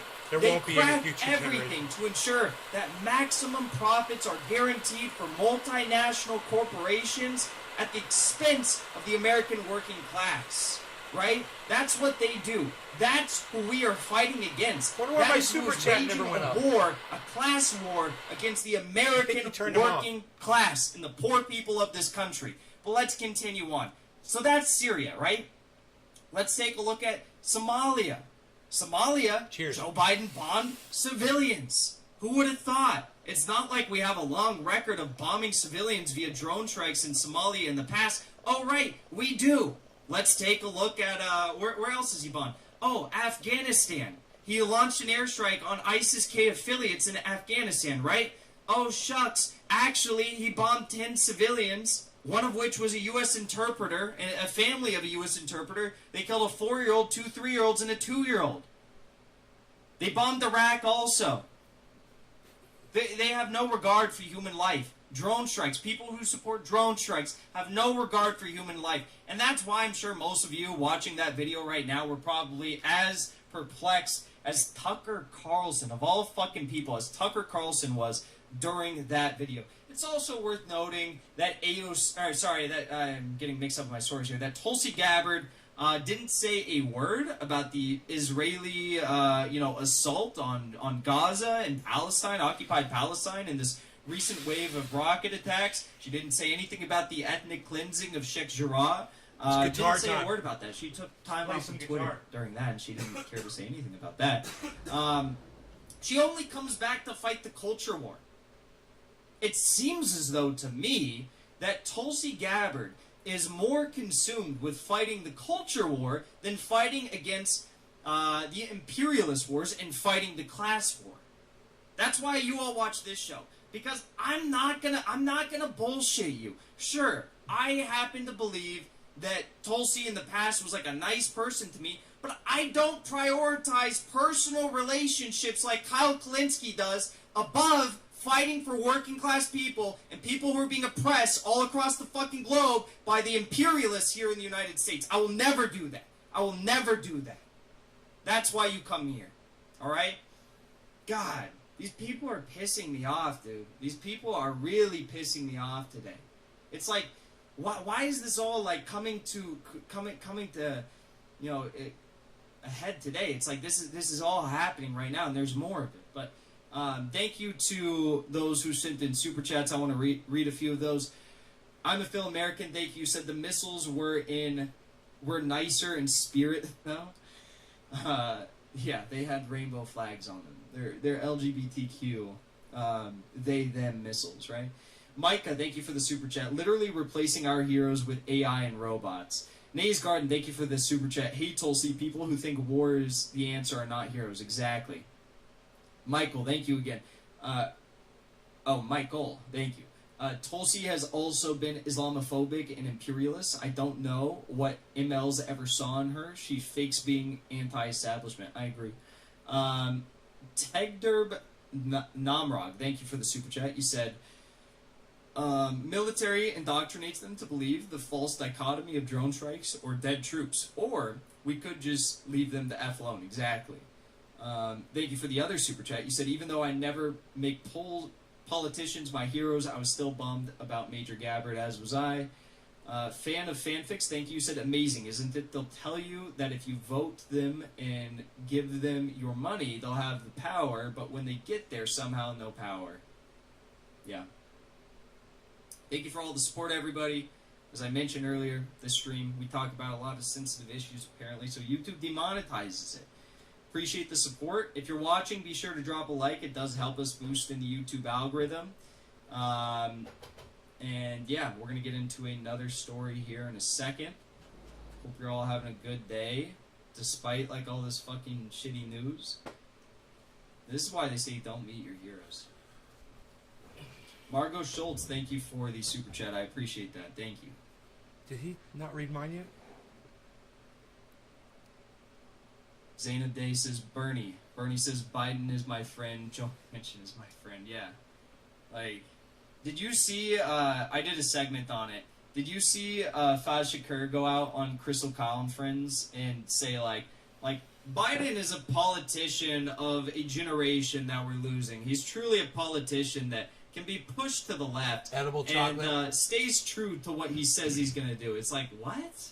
This is why no one around Bernie told him, like, maybe you shouldn't be campaigning against literal, like, chief warmonger corporatist Joe Biden and say, Joe Biden is my friend. He's a good guy. I think he'll make a great president of the United States. I think he will beat Donald Trump. I do think he will beat Donald Trump. Like, maybe you shouldn't say that if you're running against him, Bernie. Thank you, Steven Palazzolo, for the super chat. I appreciate that. Thank you. Okay. Steve. So let's get into this next story. What do we want to watch? Steven Palazzolo. Sounds familiar. New Palazzolo. Okay. Let's. Hi, Shelly. I'm glad you're here too. So, God, where do I even begin with this? This ties into the whole fucking Kyle Kalinske thing as well. It really does. I guess he never read my super chat, man. You know, I've gotten a lot of heat in the past over calling out the Justice Democrats' support for Israel. I've gotten a lot of heat. People like Dave Weigel have come at me. People like what's that Justice Democrat guy? What's his name? Waleed Shahid. He's Democratic strategist. He at Justice Democrats, former advisor or something for AOC, Jamal Bowman, Bernie Sanders. It looks like all these people come at me for my comments on the Justice Democrats as they relate to Israel. You want to know why? It's because I'm right. It's because I'm just so fucking right, and it hurts them. Because the truth hurts when you're propping it up and you're selling it to people, and you're telling them, you're like, you know, this is a gourmet piece of chocolate fondue, and really, it's not a gourmet piece of chocolate fondue that you're selling them. It's a steaming pile of shit served on a very nice plate, right? It looks great. It's like fine china that you're serving a steaming pile of shit on to the working class of this country, and you're like, eat it. Eat it. Why won't you eat it?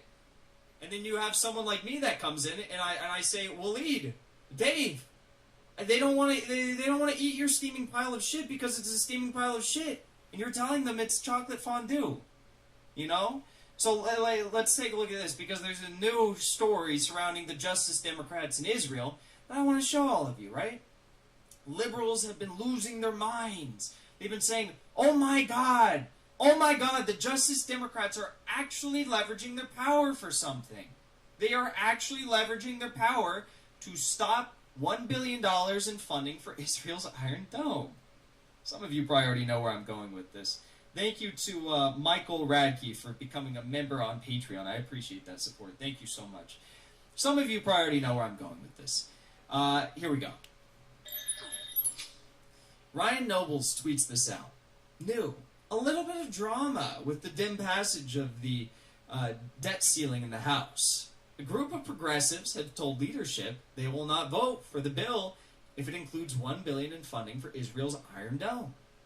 The flap has led to the Rules Committee to go into recess. Update. A source confirms that Rep. Pramila Jayapal told her fellow progressives on call today that she will meet with House Speaker Nancy Pelosi today. This comes as progressives have balked at $1 billion in funding in the CR for Israel's Iron Dome. Okay? More. The Iron Dome funding has been removed. It's been removed from the debt limit bill. Alright? They have new text here. Rules Committee has reconvened. Chair McGovern started the meeting by saying, my understanding is that the provision that was removed from this bill will be included in the final appropriations legislation later this year. McGovern reiterated that the Iron Dome funding will be in the final appropriations package. Rosa DeLaros reiterated the DIM commitment to funding the Iron Dome in the next fiscal year. So, let's break this down, right?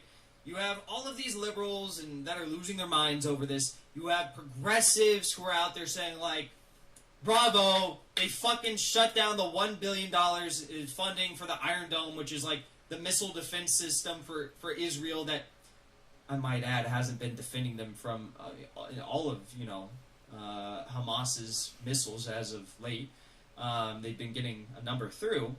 They have increased capabilities with their missile systems. They've been learning a thing or two. Anyways, so there's like all this controversy. It's been trending, oddly enough, on Twitter for like a minute and a half. I feel like the past like day and a half it's been trending all over Twitter. Like Twitter really wants people to see that the Squad is blocking this $1 billion in funding for the Iron Dome. They don't put the part in the top tweets that the top Democrats on these committees are committing to passing a $1 billion funding of the Iron Dome in the next fiscal year's appropriation bill, right? They don't say that. But let's just take it at its face, right? Let's just say for now, the Squad has blocked $1 billion in funding for the Iron Dome, right? Let's just say that. Give me 1 second here. I need to pull one thing up.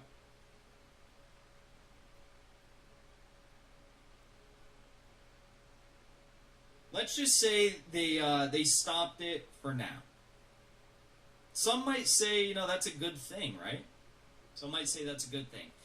I'm going to explain why, right now, it really doesn't fucking matter. Get off the table. And in my eyes, this is the equivalent, this is like the embodiment of what Malcolm X warned us all about. Malcolm X once said, if you stick a knife in my back 9 inches and pull it out 6 inches, that's not progress. If you pull it all the way out, that's not progress either. Progress is healing the wounds that the blow made. No. They haven't pulled the knife out. They won't even admit that. Progress is you not fucking stabbing me in the first place. That's progress.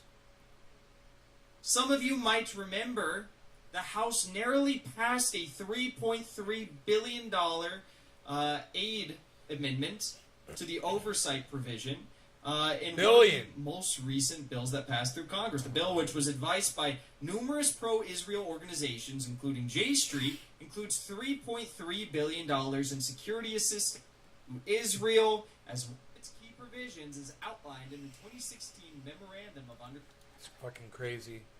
All right, you guys. That's what's up. We've been live for 2 hours, man. And you guys are actually great. I'm impressed. There's so many. I'm impressed there's so many of you guys watching. Make sure you all subscribe to the channels that you're viewing on so you get notified when I go live, okay? All right, we'll go live again tomorrow morning. Thinking about what am I doing tomorrow morning? Something's happening in the morning. I can't remember what it is. Oh yeah, that climate thing. I can't remember the time, but we're gonna watch that climate thing. All right. I'm gonna be over there in Jackson Hinkle's, man. I was gonna play guitar, but I was like, I don't want to get metal all over my fingers and get arthritis. And even though I don't get arthritis for really when I play guitar now anymore, it's just like, yeah, no. I love you guys, man. And for those of you guys who support me when you know it's important, thank you. Like we said at the beginning of the show. Those of you guys who went out of your way to see that interview when it was happening, thank you. I appreciate you guys so much. That meant everything to me. So, go check out that interview if you missed it, alright?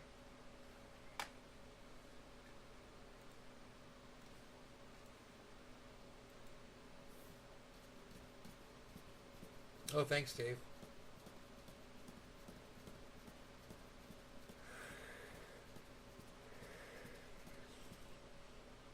Yeah, the oak tree stuff. Yeah. I will see you guys tomorrow.